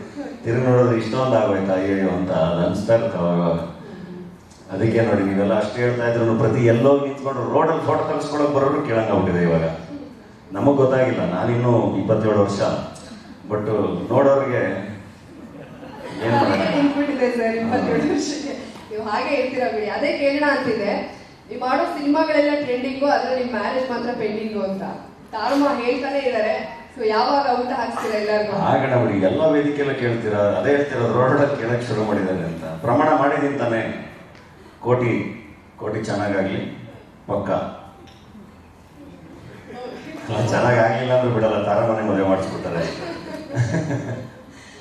ಇನ್ನೊಂದು, ತಾರಮ್ಮ ಆಗ್ಲಿ ಹೇಳ್ದಂಗೆ, ನಂದು ತಾರಮ್ಮದು ರಂಗಣ್ಣ ರಘುವರ್ದು ಇದು ಹ್ಯಾಟ್ರಿಕ್ ಕಾಂಬಿನೇಷನ್. ಬಡವರ ರಾಸ್ಕಲ್ ಸೂಪರ್ ಹಿಟ್. ನಾನೇ ನಟ ಮತ್ತು ನಿರ್ಮಾಪಕ. ಅದರಲ್ಲಿ ಟಗರುಪಲ್ಯ ನಾನು ಓನ್ಲಿ ನಿರ್ಮಾಪಕ, ಬಟ್ ಕಾಂಬಿನೇಷನ್ ಸೂಪರ್ ಹಿಟ್. ಕೋಟಿಲೂ ಅದು ರಿಪೀಟ್ ಆಗುತ್ತೆ, ಯಾಕೆಂದರೆ ಸಿನಿಮಾ ತುಂಬ ಚೆನ್ನಾಗಿದೆ, ಖಂಡಿತ ತುಂಬ ಚೆನ್ನಾಗಿದೆ ಸಿನಿಮಾ. ನಾನು ಪರಮಸದ್ದು ಈ ಪ್ರಶ್ನೆ ಕೇಳಿದೆ. ಇಲ್ಲಿ ನೋಡಿ, ಪೋಸ್ಟರ್ ಅಲ್ಲೆಲ್ಲ ನೋಡ್ತಾ ಇದ್ದೀವಿ, ದುಡ್ಡು ಗಂಟ್ಲಿಗೆ ಬಂದು ಸಿಕ್ಕಾಕೊಂಡ್ಬಿಟ್ಟಿದೆ. ಸೊ ನಿಮಗೆ ಅದರ ಉಸಿರು ಕಟ್ಸಿದ್ಯಾ ದುಡ್ಡು ಯಾವತ್ತಾದ್ರೂ? ದುಡ್ಡು ಡೆಫಿನೆಟ್ಲಿ ಉಸಿರು ಕಟ್ಸುತ್ತೆ. ಉಸಿರು ಕಟ್ಟೋದು ಅಂದ್ರೆ ಯಾವ ಥರ ಅಂದ್ರೆ ಈಗಿರೋ ಸಿಚುವೇಶನ್ಗೆ ಮೋಸ್ಟ್ಲಿ ಜಾಸ್ತಿ ಆಗಿ ಏನಾದ್ರು ಉಸಿರು ಕಟ್ಟಿದ್ಯಾ? ಮುಂಚೆ ಆದ್ರೆ ಸ್ವಲ್ಪ ಕಷ್ಟ. ಅಂದ್ರೆ ದುಡ್ಡು ಆಕ್ಚುಲಿ ಜಾಸ್ತಿ ಬರ್ತಾನೆ ಉಸಿರು ಕಟ್ಸೋದು. ಕಮಿಟ್ಮೆಂಟ್ಸ್ ಜಾಸ್ತಿ ಆಗುತ್ತಲ್ಲ, EMI ಜಾಸ್ತಿ ಮಾಡ್ಕೊಂಡ್ಬಿಡ್ತೀವಿ. ಒಂಚೂರು ಹಂಗೆ ಮಾಡೋಣ, ಹಿಂಗೆ ಮಾಡೋಣ, ಇನ್ನೊಂಚೂರು ಇನ್ವೆಸ್ಟ್ ಮಾಡೋಣ, ಇಲ್ಲೇನೋ ಮಾಡೋಣ, ಪ್ರೊಡಕ್ಷನ್ ಮಾಡೋಣ, ಹಂಗೆ ಇನ್ವೆಸ್ಟ್ಮೆಂಟ್ಗಳು ಮಾಡ್ತಾ ಮೋಸ್ಟ್ಲಿ ಗಂಟ್ಲಿಗೆ ಬರುತ್ತೆ ಅದು. ಇಲ್ಲ ಅಂದಿದ್ರೆ ಅದಕ್ಕಿಂತ ಮುಂಚೆ ಏನು ಅನಿಸ್ತಾ ಇರಲಿಲ್ಲ. ಇರೋದ್ರಲ್ಲಿ ಆರಾಮಾಗಿ ನೆಮ್ಮದಿಯಾಗಿ ಓಡಾಡ್ಕೊಂಡು ಏನಿರ್ತಿತ್ತು, TVS ಒಂದು ಪೆಟ್ರೋಲ್ ಹಾಕ್ಸ್ಕೊಂಡು ಓಡಾಡ್ಕೊಂಡು ಆರಾಮಾಗಿರ್ತಾ ಇತ್ತು. ಬಟ್ಟೆ ಗಿಟ್ಟೆ ಎಲ್ಲ ಹಾಕೊಳಕ್ಕೆ ಯೋಚನೆ ಮಾಡಿ ಸಿಕ್ಕಿದೊಂದು ಸಿಗಾಕೊಂಡು ಬರ್ತಾ ಇದ್ದು.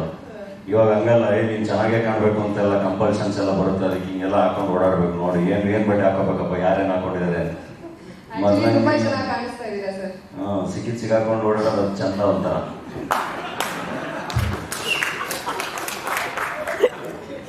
All the best. ಕೋಟಿ ಸಿನಿಮಾದ ಟ್ರೈಲರ್ ನೋಡಿದ್ಮೇಲೆ ಸಿನಿಮಾದ ಬಗ್ಗೆ ನಿರೀಕ್ಷೆ ಸಾಕಷ್ಟು ಜಾಸ್ತಿ ಆಗಿದೆ. ಕ್ಲಾಸ್ ಮಾಸ್ ಎರಡು ಶೇಡ್ನಲ್ಲೂ ನಿಮ್ಮನ್ನ ನಾವು ಕಣ್ತುಕೊಳ್ಳೋದಕ್ಕೆ ಅವಕಾಶ ಮಾಡಿಕೊಟ್ಟಿದ್ದೀರಾ. ಜೂನ್ 14ನೇ ತಾರೀಕು ಎಲ್ಲರೂ ಥಿಯೇಟರ್ಗೆ ಹೋಗಿ ಸಿನಿಮಾ ನೋಡ್ತಾರೆ. ಕೋಟಿ ಸೂಪರ್ ಹಿಟ್ ಆಗುತ್ತೆ ಅಂತ ಹೇಳಿ ನನಗೆ ಅನಿಸ್ತಾ ಇದೆ sir. Thank you very much. Thank you. ನಾನು ಟ್ರೈಲರ್ ನೀವು ನೋಡಿದ್ರಿ. ಈ ಟ್ರೈಲರ್ ಕಾರ್ಯಕ್ರಮಕ್ಕೆ ಇಷ್ಟು ಸಂಖ್ಯೆಯಲ್ಲಿ ಬಂದಿರುವ ಮಾಧ್ಯಮ ಮಿತ್ರರಿಗೆ ಮೊದಲನೇದಾಗಿ ಥ್ಯಾಂಕ್ ಯು ಹೇಳಕ್ಕೆ ಇಷ್ಟಪಡ್ತೀನಿ. ನೀವು ಈ ಸಿನಿಮಾ ಬಂದಿದೆ ಅನ್ನೋದನ್ನ ಜನರಿಗೆ ತಲುಪಿಸ್ಬೇಕು ಅಂತ ನಾನು ಕೇಳ್ಕೊತೀನಿ. Thank you. ಅದು ಮೊದಲನೇದು. ಎರಡನೇದು, ಇಲ್ಲಿ ಈ ಸಿನಿಮಾಗೆ ಹಣ ಹಾಕಿದ್ದು ಜಿಯೋ ಸ್ಟುಡಿಯೋಸು. ಜ್ಯೋತಿ ದೇಶಪಾಂಡೆ ನನ್ನ ಬಾಸ್ ಮತ್ತು ಈ ಸಿನಿಮಾದ ನಿರ್ಮಾಪಕರು. ಅನೇಕ ಸೂಪರ್ ಹಿಟ್ ಸಿನಿಮಾಗಳನ್ನು ಅವರು ಈ ವರ್ಷ ಕೊಟ್ಟಿದ್ದಾರೆ. ಇದು ಈ ಸಿನಿಮಾದ ಮೂಲಕ ಕನ್ನಡದಲ್ಲಿ ಅವರ ಇನ್ನಿಂಗ್ಸ್ ತುಂಬಾ ಇರುತ್ತೆ ಅನ್ನೋ ಒಂದು ಹೋಪನ್ನ, ಆಸೆಯನ್ನ ನಾನು ಇಟ್ಕೊಂಡಿದ್ದೀನಿ ಮತ್ತು ಅದು ಆಗತ್ತೆ ಅಂತ ಆಸೆ ಪಡ್ತಾ ಇದ್ದೀನಿ. ಸೊ ಥ್ಯಾಂಕ್ ಯು ಜ್ಯೋತಿ. ನೀವು ಈ ಸಪೋರ್ಟ್ ಕೊಡದೇ ಇದ್ರೆ ಕೋಟಿ ತರದ ಸಿನಿಮಾವನ್ನ ಮೊದಲನೇ ಸಲ ನಿರ್ದೇಶನ ಮಾಡ್ತಾ ಇರೋ ನಾನು ಮಾಡಕ್ ಸಾಧ್ಯ ಆಗ್ತಾ ಇರಲಿಲ್ಲ. So Jio Studios thank you. ಅದೇ ತರ ಅಲ್ಲಿ ಇನ್ನೊಂದು ಲೋಗೋ ಕಾಣಿಸ್ತಾ ಇದೆ, ವೈಷ್ಣವ್ ಸ್ಟುಡಿಯೋಸ್. ಪ್ರಕಾಶ್ ಮತ್ತು ಅಶ್ವಿನಿ ಬಂದಿಲ್ಲ ಇಲ್ಲಿ. ನಾನು ಈ ಸಿನಿಮಾ ಮಾಡೋಣ ಅಂತ ತೀರ್ಮಾನ ಮಾಡಿದಾಗ ಗ್ರೌಂಡ್ ವರ್ಕ್ ಏನು ಗ್ರೌಂಡ್ ಅಲ್ಲಿ ನನಗೆ ಕೆಲಸ ಆಗ್ಬೇಕಾಗಿತ್ತು, ಆ ಕೆಲಸವನ್ನ ಒಂದು ಎಕ್ಸಿಕ್ಯೂಷನ್ ಅನ್ನ ಫ್ಲಾಲೆಸ್ ಆಗಿ ಮಾಡಿಕೊಟ್ಟಿದ್ದು ಪ್ರಕಾಶ್ ಮತ್ತು ಅಶ್ವಿನಿ. ಪ್ರಕಾಶ್ ಡೆಫಿನೆಟ್ಲಿ ಅವರು ಡೆವಿಲ್ ಸಿನಿಮಾದ ಶೂಟಿಂಗ್ ಅಲ್ಲಿ ಇದ್ದಾರೆ, ಹಾಗಾಗಿ ಅವರು ಇವತ್ತು ಬಂದಿಲ್ಲ. ಪ್ರಕಾಶ್, ನಿಮ್ ಸಿನಿಮಾಗೂ ಆಲ್ ದಿ ಬೆಸ್ಟ್. ಜೊತೆಗೆ ನೀವು ನನಗೆ ಕೊಟ್ಟಿರುವ ಸಪೋರ್ಟಿಗೆ ಥ್ಯಾಂಕ್ ಯು. ಸೊ ಇದು ಜಿಯೋ ಸ್ಟುಡಿಯೋಸ್ ಮತ್ತು ವೈಷ್ಣವ್ ಸ್ಟುಡಿಯೋಸ್ ಆಯಿತು. ಅದೇ ತರ ನಮಗೆ ಮ್ಯೂಸಿಕ್ ಸರೆಗಾಮ ಒಂದ್ ಮಟ್ಟಕ್ಕೆ ಈ ಹಾಡುಗಳು ಇಷ್ಟು ಮಟ್ಟಕ್ಕೆ ಹಿಟ್ ಆಗಿವೆ ಅಂದ್ರೆ ಆ ಕಂಪನಿ ಕೊಟ್ಟಿರುವ ಸಪೋರ್ಟ್ ಕೂಡ ಕಾರಣ. ಅದಲ್ಲದೆ ನಾನು ಆಗ್ಲೇ ಹೇಳಿದೆ, 14ನೇ ತಾರೀಕು ನಮ್ಮ ಸಿನಿಮಾ ಕನಿಷ್ಠ ಒಂದು ಕರ್ನಾಟಕದಲ್ಲಿ ಒಂದು 225 ಸ್ಕ್ರೀನ್ಗಳು, ಮೊದಲನೇ ದಿನ 1000 ಶೋಗಳು ಮಿನಿಮಮ್ ನನ್ನ ಲೆಕ್ಕದಲ್ಲಿ. ಸೊ ಅದನ್ನು ನೀವು ಆ ಧೈರ್ಯ ನೀವು ಕೊಡ್ಬೇಕು ಜನ. ಬಟ್ ಅದನ್ನಂತೂ ಪ್ಲಾನ್ ಮಾಡ್ಕೊಂಡಿದ್ದೀವಿ. ಇಷ್ಟು ದೊಡ್ಡ ಮಟ್ಟದಲ್ಲಿ ಕರ್ನಾಟಕದಲ್ಲಿ ಬಿಡುಗಡೆ ಆಗ್ತಾ ಇದೆ. ಅದೇ ತರ ಮುಂಬೈ, ಹೈದರಾಬಾದ್, ಚೆನ್ನೈ ಮತ್ತು ಕಾಸರಗೋಡ್ ಈ ತರದ ಊರುಗಳಲ್ಲಿ ಅಂದ್ರೆ ಕರ್ನಾಟಕದ ಆಚೆ ಕೂಡ ಒಂದಷ್ಟು ಸ್ಕ್ರೀನ್ಗಳಲ್ಲಿ ಈ ಸಿನಿಮಾವನ್ನ ಬಿಡುಗಡೆ ಮಾಡ್ಬೇಕು ಅನ್ನೋ ಪ್ಲಾನಿಂಗ್ ಇದೆ ಮತ್ತು ಅದು ಆಗತ್ತೆ ಅಂತ ಅನ್ಕೋತೀನಿ. ಅದೇ ತರ ಬಹುಶಃ ಒಂದು ವಾರದ ನಂತರ 14ನೇ ತಾರೀಕು ಇಂಡಿಯಾ ರಿಲೀಸ್ ಅಂತ ಅನ್ಕೊಂಡ್ರೆ 21ನೇ ತಾರೀಕು ಅಮೆರಿಕ, UK, ಮಿಡ್ಲ್ ಈಸ್ಟ್ ಮತ್ತು ಆಸ್ಟ್ರೇಲಿಯಾ, ಸಿಂಗಾಪುರ್ ಈ ತರ ಅಂದ್ರೆ ಕನ್ನಡದ ಜನ ಇರಬಹುದಾದ ಈ ತರದ ಸಿನಿಮಾಗಳಿಗೆ ಒಂದು ಆಪಿಟೈಟ್, ಒಂದು ಆಸೆ, ಈ ತರದ ಸಿನಿಮಾವನ್ನ ಕನ್ನಡ ಸಿನಿಮಾವನ್ನ ನೋಡ್ಬೇಕು ಅನ್ನೋ ಕನ್ನಡಿಗರು ಜಗತ್ತಿನಾದ್ಯಂತ ಇದ್ದಾರೆ. ಅವರಿಗೆಲ್ಲ ಒಂದು ಅವಕಾಶ ಆಗೋದಕ್ಕೆ ಆ ಪ್ಲಾನ್ ಕೂಡ ನಡೀತಾ ಇದೆ. ಹಂಗೆ ಕೋಟಿ ಒಂದು ದೊಡ್ಡ ಮಟ್ಟದಲ್ಲಿ ರಿಲೀಸ್ ಅನ್ನ ಇನ್ನು ಕೇವಲ ಒಂದೇ ವಾರದಲ್ಲಿ ಮಾಡ್ತಾ ಇದೆ. ನೀವು ಈ ಸಿನಿಮಾವನ್ನ ಗಮನಿಸಬೇಕು ಮತ್ತು ನೀವು ಸಿನಿಮಾ ಮಂದಿರಕ್ಕೆ ಬಂದು ಈ ಸಿನಿಮಾವನ್ನ ನೋಡಿ ನಮ್ಗೆ ನಮ್ಮ ಸಿನಿಮಾದ ನಮ್ಮ ಪ್ರಯತ್ನಕ್ಕೆ ನಿಮ್ಮ ರಿವ್ಯೂವನ್ನ, ನಿಮ್ಮ ಮೆಚ್ಚುಗೆಯನ್ನ ಅಥವಾ ನಿಮ್ಮ ಕ್ರಿಟಿಕಲ್ ರಿವ್ಯೂವನ್ನ ಏನೇ ಇರಲಿ ಅದು, ಯಾಕೆಂದ್ರೆ ಒಂದು ಸಿನಿಮಾ ಒಬ್ಬನ ಪರ್ಸ್ಪೆಕ್ಟಿವ್ ಅಲ್ಲಿ ನಡೆದಿರುತ್ತೆ, ಅದು ಜನರಿಗೆಲ್ಲ ಇಷ್ಟ ಆಗ್ಬೇಕು ಅಂತಿಲ್ಲ. ಅದನ್ನ ನಿಮ್ಗೆ ಮಾಡಕ್ಕಾದ್ರೆ ಐ ವಿಲ್ ಬಿ ಥ್ಯಾಂಕ್ಫುಲ್. ನೀವು ಕೊಡುವ ಆ ಒಂದು ಮೆಚ್ಚುಗೆ ಅಥವಾ ಒಂದು ರಚನಾತ್ಮಕ ಟೀಕೆ ಅಥವಾ ಒಂದು ಸಪೋರ್ಟ್, ಈ ಇದರಲ್ಲಿ ಯಾವ್ದು ಬೇಕಾದ್ರೂ ಆಗಿರ್ಲಿ, ಅದು ಜಿಯೋ ಸ್ಟುಡಿಯೋಸ್ ಮಟ್ಟಿಗೆ, ನನ್ನ ಮಟ್ಟಿಗೆ 10 ಸಿನಿಮಾಗಳನ್ನ ಮಾಡೋದಕ್ಕೆ ಒಂದು ದೊಡ್ಡ ಶಕ್ತಿಯಾಗಿ ನನಗೆ ನಿಲ್ಲುತ್ತೆ ಅಂತ ಹೇಳಕ್ ಇಷ್ಟಪಡ್ತೀನಿ. Thank you so much. ಈ ಇಡೀ ಇದರಲ್ಲಿ ಇಷ್ಟೊತ್ತು ನೀವು ಇದನ್ನ ಇಲ್ಲಿ ನಮ್ಮ ಜೊತೆ ಈ ಸಮಯವನ್ನ ಹಂಚ್ಕೊಂಡಿದ್ದಕ್ಕೆ. ಈಗ ನಾನು 3 ಜನರನ್ನ ಇಲ್ಲಿ ವೇದಿಕೆ ಕರೆಯಕ್ಕೆ ಇಷ್ಟಪಡ್ತೀನಿ. ಒಬ್ರು ಅಭಿ, ಪೃಥ್ವಿ ಮತ್ತು ತನುಜಾ.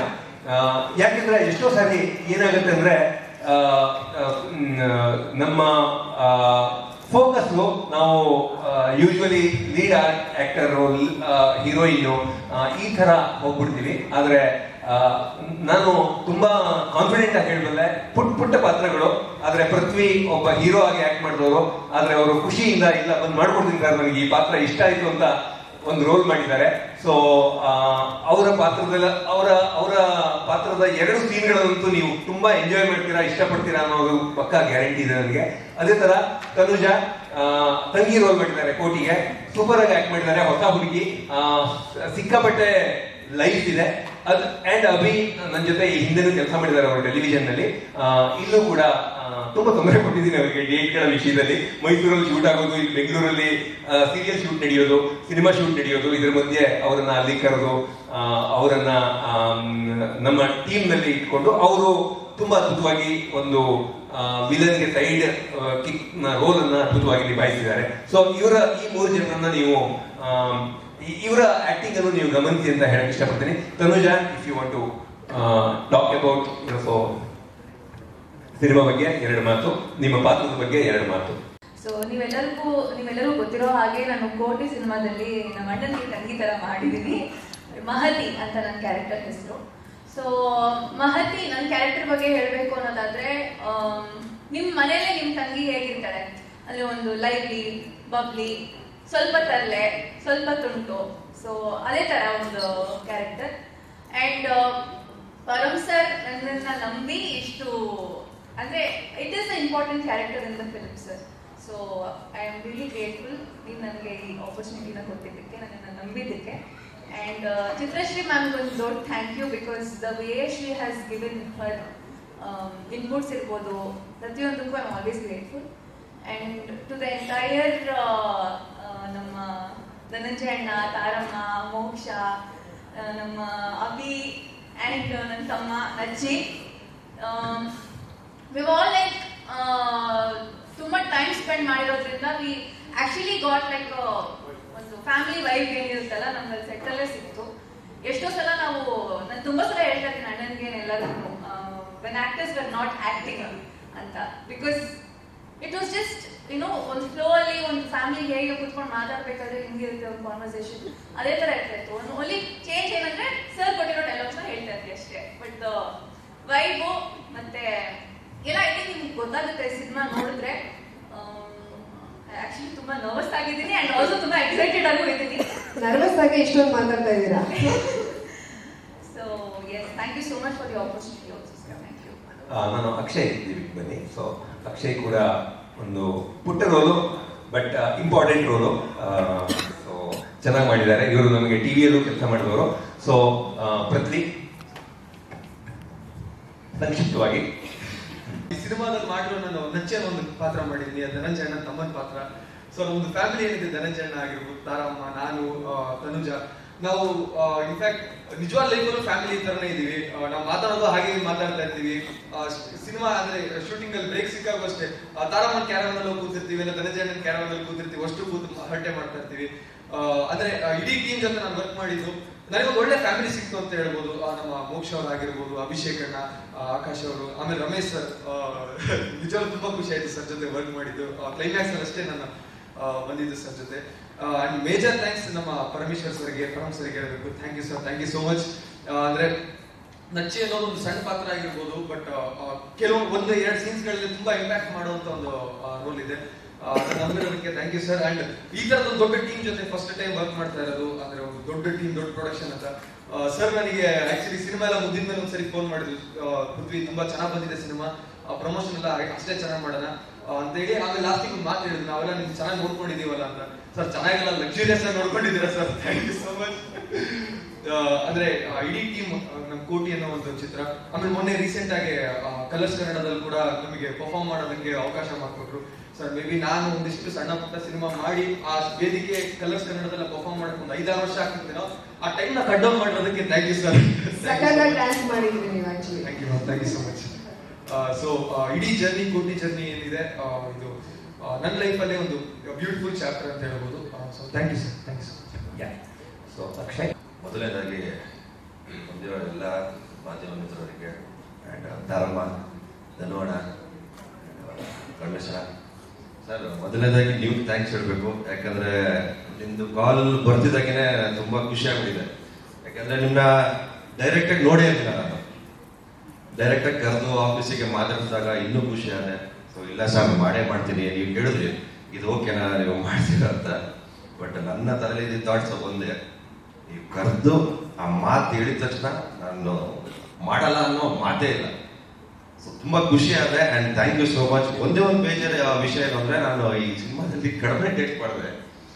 ಇವ್ರನ್ನೆಲ್ಲ ನೋಡಿದ್ರೆ ಸ್ವಲ್ಪ ಬೇಜಾರು ಅನ್ಸುತ್ತೆ, ಅಯ್ಯೋ ಇನ್ನೂ ಒಂದಷ್ಟು ದಿನ ಶೂಟಿಂಗ್ ಮಾಡ್ಬೋದಾಗಿತ್ತ. ಆದಷ್ಟು ಬೇಗ ಈ ಕೋಟಿ ಹಿಟ್ ಆಗಲಿ, ಇನ್ನೊಂದು ಮತ್ತಷ್ಟು ಸಿನಿಮಾಗಳು ಮಾಡಿ ಅದು ನಮ್ಮನ್ನ ಸ್ವಲ್ಪ ಜಾಸ್ತಿ ತೋರಿಸಿ ಅಂತ ಕೇಳ್ಕೊತಾ ಇದ್ದೀನಿ. And thank you so much sir. Thank you Akshay. Abhi. ಎಲ್ರಿಗೂ ನಮಸ್ತೆ, ನಾನು Abhishek Srikanth. First of all Param sir thank you so much. Akshay ಹೇಳ್ದಂಗೆ ನಮ್ಮೆಲ್ಲ ಟಿ ವಿಲಿ ಕೆಲಸ ಮಾಡಿದ್ರೆ ಪರಮ್ ಸರ್ ಅಂತ ಒಂದು ಬರೀ ಹೆಸರಷ್ಟೇ ಗೊತ್ತಿತ್ತು, ನೋಡಿರ್ಲಿಲ್ಲ. ಕ್ಯಾಮ್ರಾ ಶೈ ಎಲ್ಲರೂ ಹೇಳೋರು ಪರಮ್ ಸರ್ ತುಂಬಾ ಕೋಪ ಮಾಡ್ಕೋತಾರೆ, ಇದು ಬರೀ ಪರ್ಫೆಕ್ಷನಿಸ್ಟ್ ಅದು ಇದು ಅಂತ. ಅದೇ ಭಯದಲ್ಲಿ ಪರಮ್ ಸರ್ ಮೀಟ್ ಮಾಡಕ್ಕೆ ಒಂದು ಆಕ್ಚುಲಿ ನನಗೆ ಈ ಕ್ಯಾರೆಕ್ಟರ್ ಶಿವ ಅನ್ನೋ ಕ್ಯಾರೆಕ್ಟರ್ ಪ್ಲೇ ಮಾಡ್ತಿದ್ದೀನಿ. ನನಗೆ ಆಕ್ಚುಲಿ ಬೇರೆ ಕ್ಯಾರೆಕ್ಟರ್ ಆಫರ್ ಮಾಡಿದ್ರು.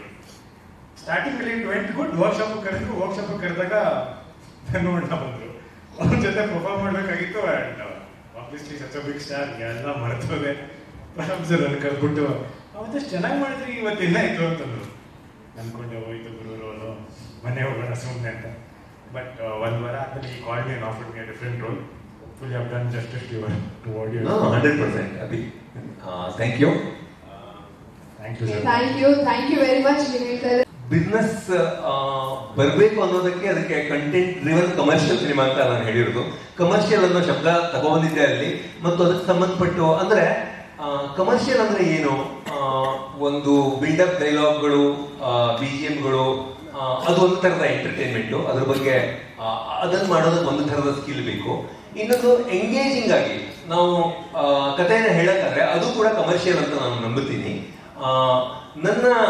ನನ್ನ ದೃಷ್ಟಿಯಲ್ಲಿ ಈ ಸಿನಿಮಾ ಎಂಗೇಜ್ಮೆಂಟ್ ದೃಷ್ಟಿಯಿಂದ ತುಂಬಾ ಗ್ರಿಪ್ಪಿಂಗ್ ಆಗಿರುವ ಸೀನ್ಗಳಿವೆ ಮತ್ತು ಟರ್ನ್ ಮತ್ತು ಟ್ವಿಸ್ಟ್ಗಳಿವೆ. ಆ ಕಾರಣಕ್ಕೆ ಈ ಸಿನಿಮಾ ಕಮರ್ಷಿಯಲ್ ಅಂತ ಹೇಳಕ್ ಇಷ್ಟಪಡ್ತೀನಿ. ನಿಮಗೆ ಡೀಟೇಲ್ ಸಿನಿಮಾ ಆದರೂ ಕೂಡ ಈ ಸಿನಿಮಾ ಯಾವುದೇ ಹಂತದಲ್ಲಿ ನಿಮಗೆ ಇದು ಬೇಸರ ತರಿಸಲ್ಲ ಅನ್ನೋ ನಂಬಿಕೆ ಇದೆ. ಎಸ್ಪೆಷಲಿ ಅಂದ್ರೆ ಒಂದು ವಿಜುವಲ್ ಸ್ಪೆಕ್ಟಕಲ್ ಕೂಡ ನೀವು ನೋಡಬಹುದು. ಹಾಗೆ ಇದು ಕಮರ್ಷಿಯಲ್ ಅಂತ ಹೇಳಕ್ ಇಷ್ಟಪಡ್ತೀನಿ.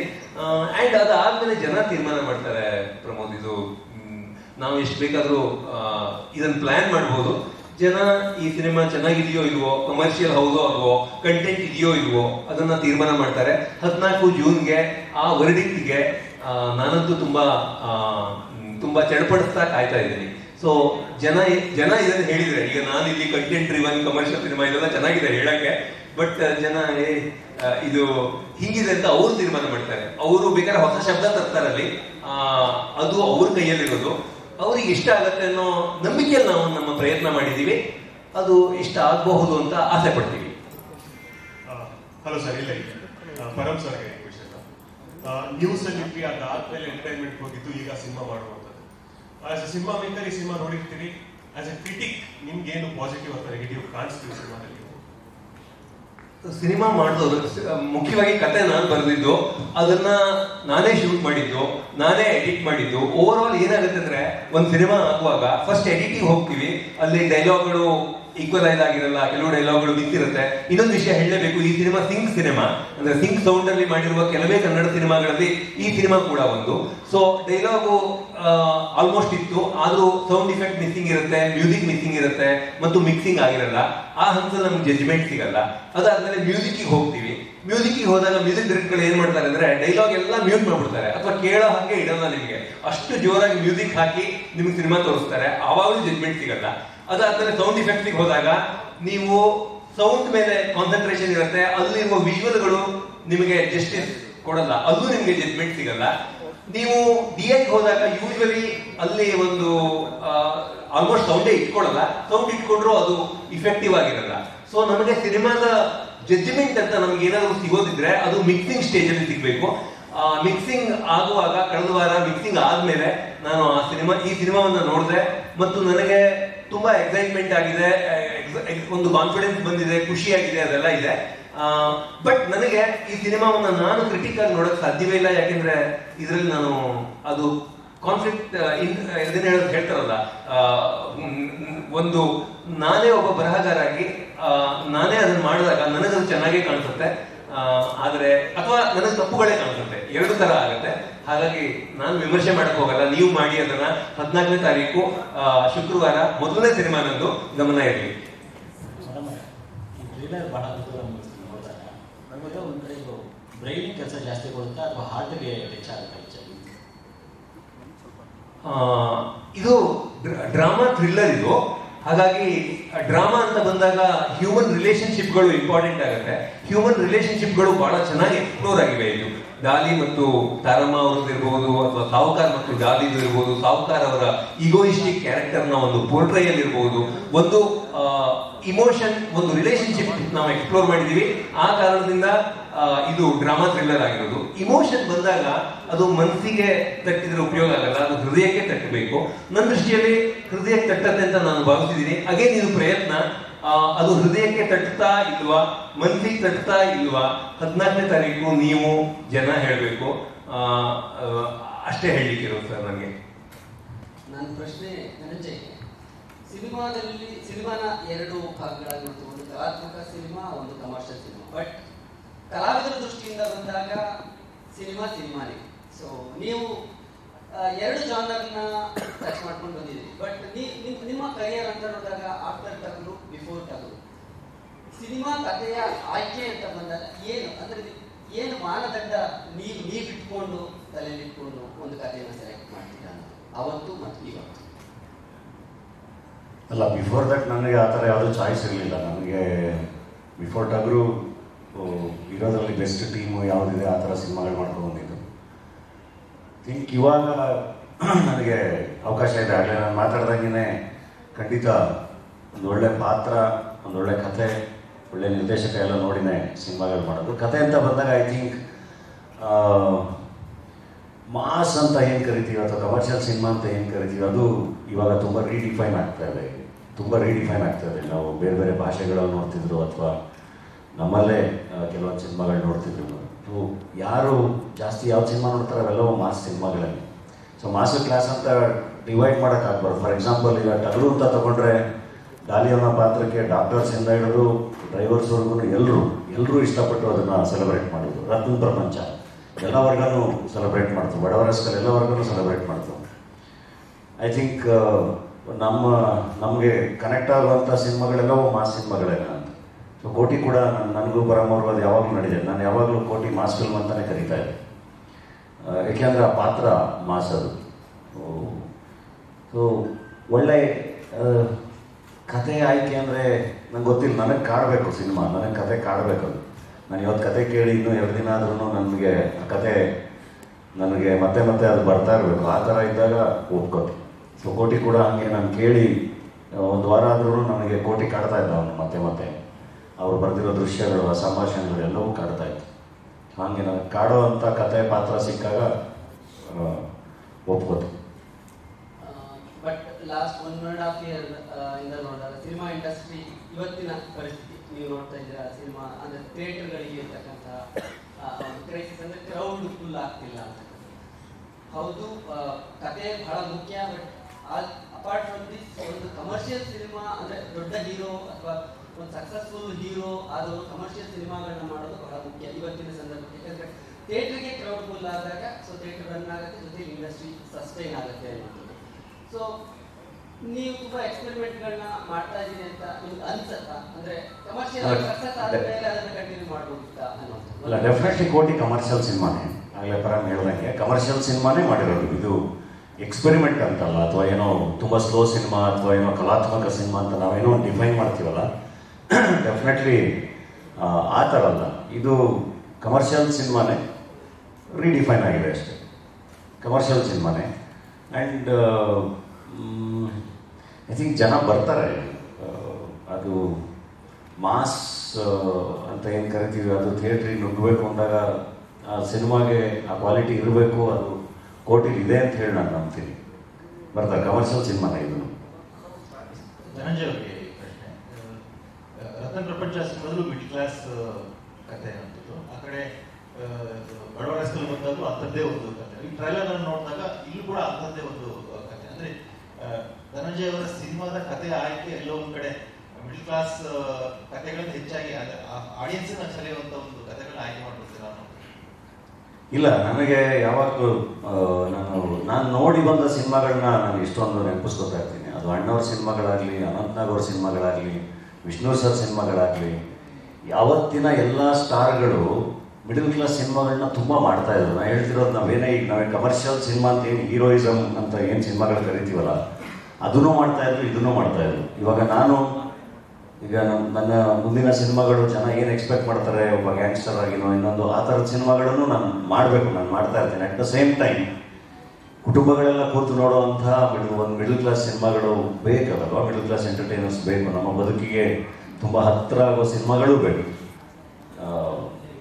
ಅದನ್ನೆಲ್ಲ ಮುಂಚೆ ಮಾಡ್ತಾಯಿದ್ರು, ಎಲ್ಲ ಥರದ ಸಿನಿಮಾಗಳು ಬರ್ತಾಯಿತ್ತು. ಆ್ಯಂಡ್ ಎಲ್ಲದಕ್ಕೂ ಆಡಿಯನ್ಸ್ ಇದಾರಲ್ಲ, ಸೊ ಅವ್ರನ್ನ ನಾವು ಕಳ್ಕೋಬಾರ್ದು. ಹಾಗಾಗಿ ಆ ಥರದ ಒಂದು ಪ್ರಯತ್ನ. And at the same time ನನಗೆ ಪರ್ಸ್ನಲ್ ಆಗಿ ನನ್ನ ಬದುಕನ್ನು ರಿವಿಸಿಟ್ ಮಾಡೋವಂಥ ಒಂದು ಕೆಲಸ ಆಗುತ್ತೆ ಅದರಲ್ಲಿ, ಆ ಥರದ ಸಿನಿಮಾಗಳು ಮಾಡಿದಾಗ. ಹಾಗಾಗಿ ಇಷ್ಟ ಆಗುತ್ತೆ.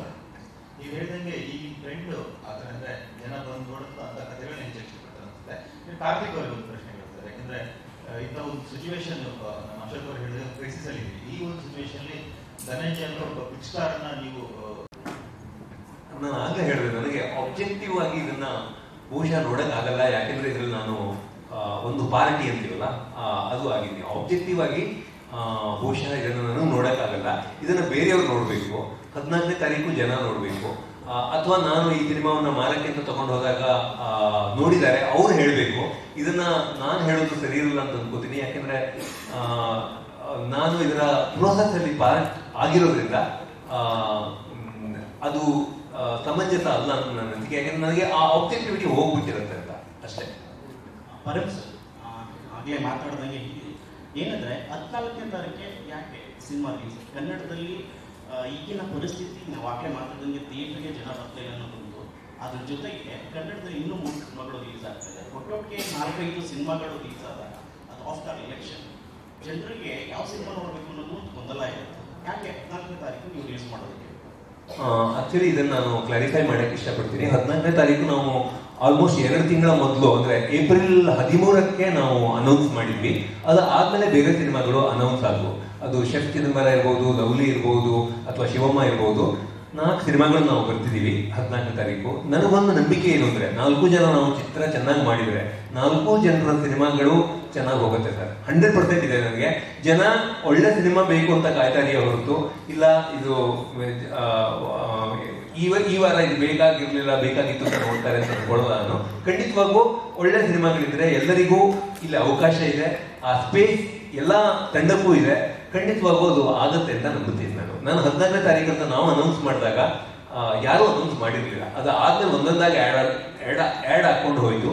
ಮತ್ತು ಇಲೆಕ್ಷನ್ ಮುಗಿದ್ರಿಂದ IPL ಮುಗಿದ್ರಿಂದ ಈ ಹಂತದಲ್ಲಿ ಯಾರೋ ಒಬ್ರು ಮುನ್ನುಗ್ಗಿ ಹೋಗಿ ಪ್ರಯತ್ನ ಮಾಡಬೇಕು. ಅದು ಆ ಪ್ರಯತ್ನ ಮಾಡುವ ನಿಟ್ಟಿನಲ್ಲಿ ನಮ್ಮ ಟೀಮ್ ಕೆಲಸ ಮಾಡಿದೆ. ಸರ್ ಕಾರ್ತಿಕ್ ಸರ್, ಇದೊಂದು ಕಂಟಿನ್ಯೂಷನ್. ಸೊ ಈ ವಾರ 4 ಸಿನಿಮಾ ರಿಲೀಸ್ ಆಗ್ತದೆ, 3 KRG ರಿಲೀಸ್. ನೀವು ಅವಾಗಲೇ ಹೇಳ್ದಂಗೆ ಒತ್ತಡ ಫಿಲ್ಮ್ ಓವರ್ಲೋಡ್ ಆಗ್ತಾ ಇದೆ ಅನ್ನೋ ವಿಷಯಕ್ಕೆ ಬರೋದಂದ್ರೆ ಕೇಳಿ ಸರ್ ಇದು ಬಹಳ ಒಳ್ಳೆ ಪ್ರಶ್ನೆ ಪ್ರಮೋದ್, ಥ್ಯಾಂಕ್ ಯು. ಕೇಳಿ ಸರ್. ಸೊ ಅವಾಗಲೇ ಹೇಳ್ದಂಗೆ ಓವರ್ಲೋಡ್ ಆದಾಗ ಎಷ್ಟೋ ಸಲ ಒಳ್ಳೆ ಸಿನಿಮಾಗಳಿಗೆ ಹೊರಟ ಬೀಳುತ್ತೆ. ಸೊ ಇದನ್ನ ನಿಭಾಯಿಸೋದಾದ್ರೆ ಹೇಗೆ ಅಥವಾ ಏನು ಸರ್? ಇಲ್ಲಿ 4 ಪಿಕ್ಚರ್ಗೆ ಅಪೆಟೈಟ್ ಇದೆ, ಥಿಯೇಟರ್ಸ್ ಅಂತೂ ಇದೆ. ಥಿಯೇಟರ್ಗೆ ಯಾವ ಪಿಕ್ಚರು ಬಂದಿಲ್ಲ. ಸೊ 4 ಪಿಕ್ಚರ್ನು ಪ್ರದರ್ಶನ ಮಾಡೋಕ್ಕೆ ಥಿಯೇಟರ್ ಇದೆ. ಈಗ ನಾವು ಫಸ್ಟ್ ಅವ್ರು ಹೇಳ್ದಂಗೆ ಕೋಟಿ ಬಂದಾಗ ನೋಡಿ, ಆಮೇಲೆ ನಮಗೆ ಈಗ ಶೆಫ್ ಚಿದಂಬರ ರಿಲೀಸ್ ಮಾಡಿದಾಗಲೂ ಅವ್ರು ಆ ಡೇಟ್, ಆಮೇಲೆ ಒಂದು 17th ರಜಾ ಸಿಗುತ್ತೆ. ಸೊ ಎಲ್ಲರೂ ಅದೊಂದು ಎನ್ಕ್ಯಾಶ್ ಮಾಡ್ಕೋಬೇಕಾಗಿರೋದು ಒಂದು ಇದಿದೆ. ಆಮೇಲೆ ಅವ್ರು ಹೇಳ್ದಂಗೆ IPL ಎಲೆಕ್ಷನ್ ಮುಗ್ದಾದ್ಮೇಲೆ ಎಲ್ಲರೂ ಟಾರ್ಗೆಟ್ ಮಾಡಿದ್ದು ಈಗ ಫಸ್ಟ್ ಸಿಗ್ತಿರೋ ಒಂದು ರಜಾ. ಆ್ಯಂಡ್ ಶಿವಮೊಗ್ಗ ಎಷ್ಟು ಬರಬೇಕು ಅಷ್ಟು ಥಿಯೇಟ್ರ್ ಹೋಗುತ್ತೆ, ಶೆಫ್ ಚಿದಂಬರಾಗ ಎಷ್ಟು ಹೋಗ್ಬೇಕು ಅಷ್ಟು ಹೋಗುತ್ತೆ, ಕೋಟಿಗೆ ಎಷ್ಟು ಬೇಕು ಅಷ್ಟು ಹೋಗುತ್ತೆ.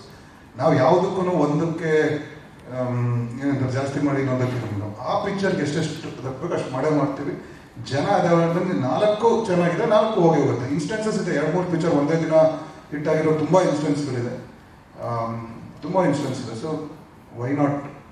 ಈಗ ಆಮೇಲೆ ಅವ್ರು ಅದೇ ಡೇಟಿಗೆ ಬರಬೇಕು ಅಂದಾಗ ನಮ್ಮ ಫಸ್ಟ್ ಬರೋದು ಒಂದು ಬೇರೆ ಪಿಕ್ಚರ್ ಮಾಡ್ತಿರೋ ಅದೇ ದಿನಕ್ಕೆ ಮಾಡ್ತಿರೋ ಬೇರೆ ಪಿಕ್ಚರ್ಗೂ ಪ್ರಾಬ್ಲಮ್ ಆಗಬಾರ್ದು. ಈಗ ಲಾಸ್ಟ್ ಶಿವಮ್ಮ ರಿಷಬ್ ಅಂತ ಕೇಳಿದಾಗ ಅವ್ರಿಗೂ ಅದೇ ಇದ್ದಿತ್ತು, ಆ 2 ಪಿಕ್ಚರ್ ಮಾಡ್ತಾ ಇದ್ದೀರಾ ಹೇಗೆ ಅಂತ. But Shivamma is different set of audience, Kotee is a larger set of audience. ಹಾಗಂತ ಯಾವ ಪಿಕ್ಚರ್ ಹೆಂಗಾಗುತ್ತೆ ಅಂತ ಯಾರಿಗೂ ಗೊತ್ತಿಲ್ಲ. ತಕ್ಕಂಗೆ ಏನೇನು ಮಾಡ್ಬೇಕು ಅನ್ನೋ ಮಾಡ್ಕೊಂಡು ಹೋಗಿದ್ದೀವಿ ಸರ್. ಯಾವುದಕ್ಕೂ ಒಂದು ಹೆಚ್ಚು ಕಮ್ಮಿ, ಒಂದಕ್ಕೆ ಕಮ್ಮಿ, ಇನ್ನೊಂದಕ್ಕೆ ಹೆಚ್ಚು ಆ ಥರ ಮಾಡ್ಬೋಲ್ಲ. ಜನ ಯಾವುದನ್ನು ತಗೋತಾರೆ ಅವತ್ತಿಗೆ ಬಿಟ್ಟಿತ್ತು. ಬಟ್ ಆ ಒಂದು ರಜಾ ಇರುತ್ತಲ್ವ, ಅದನ್ನು ಎನ್ಕರೇಜ್ ಮಾಡೋಕೆ ಮೋಸ್ಟ್ಲಿ ಎಲ್ಲರೂ ಇದು ಮಾಡ್ತಾರೆ. ನಾವು ಹೇಳಿದ್ವಿ, ಶೆಫ್ ಚಿದಂಬರಿಗೂ ಹೇಳಿದ್ವಿ, ಯಾಕಂದರೆ ಕೋಟಿ ಫಸ್ಟ್ ಅನೌನ್ಸ್ ಆಗಿದೆ. But they are confident. ಅವರು ಕೋಟಿ ಇದ್ರೂ ಸರ್ ನಮ್ಮ ಪಿಕ್ಚರ್ ನೋಡೋಕ್ಕೂ ಜನ ಬರ್ತಾರೆ ಅನ್ನೋ ಕಾನ್ಫಿಡೆನ್ಸ್ ಅವ್ರಿದ್ದಾಗ ಆ್ಯಸ್ ಎ ಡಿಸ್ಟ್ರಿಬ್ಯೂಟರ್ ನನ್ನ ಕೆಲಸ ಬಂದಿದ್ದು ಥಿಯೇಟ್ರು ಅವ್ರಿಗೆ ಕೊಡ್ಸೋದು, ಅದನ್ನ ಮಾಡ್ತೀನಿ ಸರ್.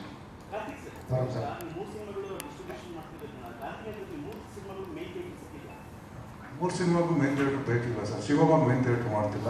ಆ್ಯಂಡ್ ಆ ಮೇನ್ ಥಿಯೇಟರ್ ಅನ್ನೋ ಕಾನ್ಸೆಪ್ಟು ಒಂದು 10 ವರ್ಷದಿಂದನೇ ಹೋಯ್ತು ಅಂತ ಅನ್ಕೋತೀನಿ. ಇದೆ ಗಾಂಧಿನಗರ್ ಒಂದು ಥಿಯೇಟರ್ ಇದೆ. ನೀವು ನೋಡಿದ್ರೆ ಫಸ್ಟ್ ಮೇನ್ ಥಿಯೇಟರ್ ಅಂತ ಏನು KG ರೋಡಲ್ಲಿ ಏನು ಥಿಯೇಟರ್ ಇದೆ ಅದೇ ಬಿಗ್ಗೆಸ್ಟ್ ರೆವೆನ್ಯೂ ಇರೋದು ಅಂತ ಇದ್ದಿದ್ದು. ಅದಕ್ಕೆ ಮೇನ್ ಥಿಯೇಟರ್ ಅಂತ ಬಂದಿದ್ದು ಮುಂಚೆಯಿಂದ. ಅವಾಗ 15 ಥಿಯೇಟರ್ ಬೆಂಗಳೂರಲ್ಲಿ ಅಷ್ಟೇ ಮಾಡ್ತಾ ಇದ್ದೀವಿ. ಇವತ್ತು ಬ್ಯಾಂಗ್ಳೂರಲ್ಲಿ ಒಂದು 50-60 ಸೆಂಟರ್ಸ್ ಹಾಕಿದಾಗ KG ರೋಡಲ್ಲಿ ಇರೋ ಥಿಯೇಟರ್ ಮೇನ್ ಥಿಯೇಟರ್ ಅನ್ನೋ ಆ ಒಂದು ಇದೇ ಇಲ್ಲ, ಆ ಕಾನ್ಸೆಪ್ಟೇ ಇಲ್ಲ. ಕರ್ಕೊಂಡು ಬಂದಿರೋದ್ರಿಂದ, ಅದೇ ಥರ ಹೇಳ್ಕೊಂಡು ಬಂದಿರೋದ್ರಿಂದ ಇನ್ನೂ ಜನ ಅದನ್ನು ಕೂಗ್ತಾರೆ. ಬಿಟ್ಟು KG ರೋಡೇ ಮೇನ್ ಥಿಯೇಟರ್ ಅನ್ನೋದು ಯಾವುದೂ ಕಾನ್ಸೆಪ್ಟ್ ಇಲ್ಲ ಸರ್. ಸೈಡ್ ಥಿಯೇಟರ್ಸ್ ಅಂತ ನಾವೇನಂತೀವಿ, ಈಗ ಆ ಕಡೆ ಕಾಮಾಖ್ಯ ಆಗಲಿ, ಈ ಕಡೆ ವೀರೇಶ್ ಆಗಲಿ, ಸಿದ್ಧಲಿಂಗೇಶ್ವರ ಸಿದ್ಧ ಎಲ್ಲರೂ ಅದಕ್ಕಿಂತ ಡಬಲ್ ರೆವೆನ್ಯೂ ಬರೋದು ಇದೆ. ಸೊ ಮೇನ್ ಥಿಯೇಟರ್ ಶಿವಮೊಗ್ಗ ಇಲ್ಲ ಸರ್, ಮೇನ್ ಥಿಯೇಟರ್ ಇಲ್ಲ. ಶೆಫ್ ಚಿದಂಬರಂ ಮತ್ತು ಕೋಟಿ 2ಕ್ಕೂ ಮೇನ್ ಥಿಯೇಟರ್.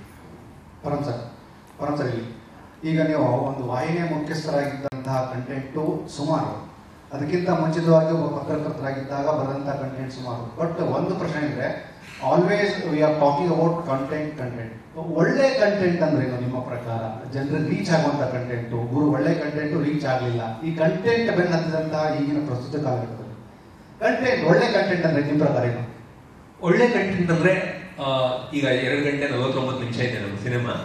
2 ಗಂಟೆ 49 ನಿಮಿಷ ಅದು ನಿಮ್ಮನ್ನ ಹೋಲ್ಡ್ ಮಾಡಿದ್ರೆ, ನಿಮ್ಮನ್ನ ಎಂಗೇಜ್ ಮಾಡಿದ್ರೆ, ನಿಮ್ಮನ್ನ ಎಂಟರ್ಟೈನ್ ಮಾಡಿದ್ರೆ ಅದು ಒಳ್ಳೆ ಕಂಟೆಂಟು.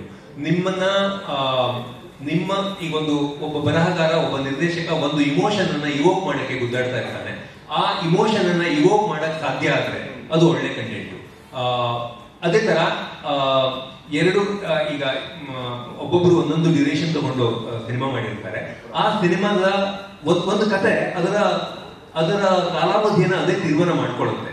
ಆ ಜಡ್ಜ್ಮೆಂಟ್ ಕರೆಕ್ಟ್ ಆಗಿದ್ರೆ ಅದು ಒಳ್ಳೆ ಕಂಟೆಂಟ್ ಅಂತ ನಾನು ಹೇಳಕ್ ಇಷ್ಟಪಡ್ತೀನಿ. ಸರ್, ನನ್ನ ಕ್ವಶನ್ ಡಾಲಿ ಸರ್ಗೆ. ಡಾಲಿ ಮತ್ತೆ ಬರ್ತಿದ್ದೀರಾ, ಸೊ ಏನಾದ್ರು ಕಾಂಪಿಟೇಷನ್ ಅಂತ ಏನಾದ್ರು ಇದೆಯಾ?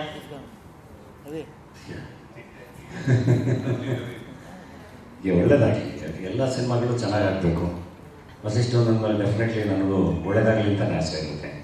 ಚೆನ್ನಾಗಾಗಲಿ. ಅದನ್ನು ಲವ್ಲಿಗೂ ಕೂಡ ಆಲ್ ದ ವೆರಿ ಬೆಸ್ಟ್. ಇದು ಮೊದಲನೇ ಸಿನಿಮಾ. ನಾನು ಆವತ್ತೇ ಹೇಳಿದೆ, ಇದೊಂದು ಪ್ರಯತ್ನ, ನಂದು ಅಂದರೆ ಬಿಗಿನರ್ನ ಪ್ರಯತ್ನ ಇದು. ಒಂದೋ ನಾವು 14ನೇ ತಾರೀಕು ಗೆಲ್ತೀವಿ, ಇಲ್ಲ 14ನೇ ತಾರೀಕಿಂದ ಕಲಿತೀವಿ. ಸೊ ಇದರಲ್ಲಿ ಇದರಲ್ಲಿ ನನಗೇನು ಮಾಡ್ಲಿಕ್ಕಿದ್ದೀನಿ ಅಂತ ನಂಬ್ತೀನಿ ನಾನು. ನನಗೆ ಅಂದರೆ ರಿಯಾಲಿಟಿ ಶೋದ ವ್ಯೂವರ್ಗಳೇನು, ಸೀರಿಯಲ್ನ ವ್ಯೂವರ್ಗಳೇನು, ಅದು ಒಂದೇ ದಿನ ಅದು ಅರ್ಥ ಆಗಿರಲಿಲ್ಲ. ಇವತ್ತಿಗೂ ಫುಲ್ಲಾಗಿ ಅರ್ಥ ಆಗಿದೆ ಅಂತ ನಾನು ಹೇಳಲಾರೆ. ಆದರೆ ಅಲ್ಲಿ ಅದನ್ನು ಕೆಲಸ ಮಾಡುವಾಗ ಕೋರ್ಸ್ ಕರೆಕ್ಷನ್ ಮಾಡೋಕ್ಕೆ ಏನೋ ಒಂದಷ್ಟು ಇಂಡಿಕೇಟರ್ಗಳು ಸಿಗೋದು, ಅದನ್ನು ಮಾಡ್ಕೊಂಡು ಹೋಗಿದ್ದೆ. ಅದೇ ಥರ ಸಿನಿಮಾ ಅಂತ ಬಂದಾಗ ಈ ಥರದ ಕಂಟೆಂಟ್ ಅನ್ನ ಜನ ಇಷ್ಟಪಡ್ಬೋದು ಅಂತ ಅಂದ್ಕೊಂಡು ಈ ಕಥೆಯನ್ನ ಮಾಡಿದ್ದೀವಿ. ಅದು ಗೆಲ್ತೀನೋ ಕಲಿತೀನೋ ಅನ್ನೋದು 14ನೇ ತಾರೀಕು ಜನರ ಕೈಯಲ್ಲಿ.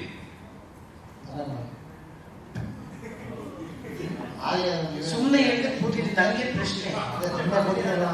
ಅಯ್ಯೋ ಆಯ್ತು ಹೇಳ್ತೀನಿ. ಇತ್ತೀಚೆಗೆ ಸಿನಿಮಾಗಳಲ್ಲಿ ನಿಮ್ಮ ಮತ್ತು ರಂಗನಾಥಪ್ಪ ಪಾತ್ರಗಳು ತುಂಬ ಸುಮಾರು ಸಿನಿಮಾಗಳು ಯಾವ್ಯಾವ ಸಿನಿಮಾಗಳು ಬಂದಿದ್ದಾರೆ. ಈ ಪಾತ್ರ ನಿಮ್ಮ ಪಾತ್ರ ಬಗ್ಗೆ ಸಿನಿಮಾ ಪಿಕ್ಚರ್ ನೋಡು 14ನೇ ತಾರೀಕು ಥಿಯೇಟರ್ ಮಾತಾಡೋಣ, ಬರ್ಸ್ತಾನೆ. ಓಕೆನಾ? ಪಿಕ್ಚರ್ ನೋಡು.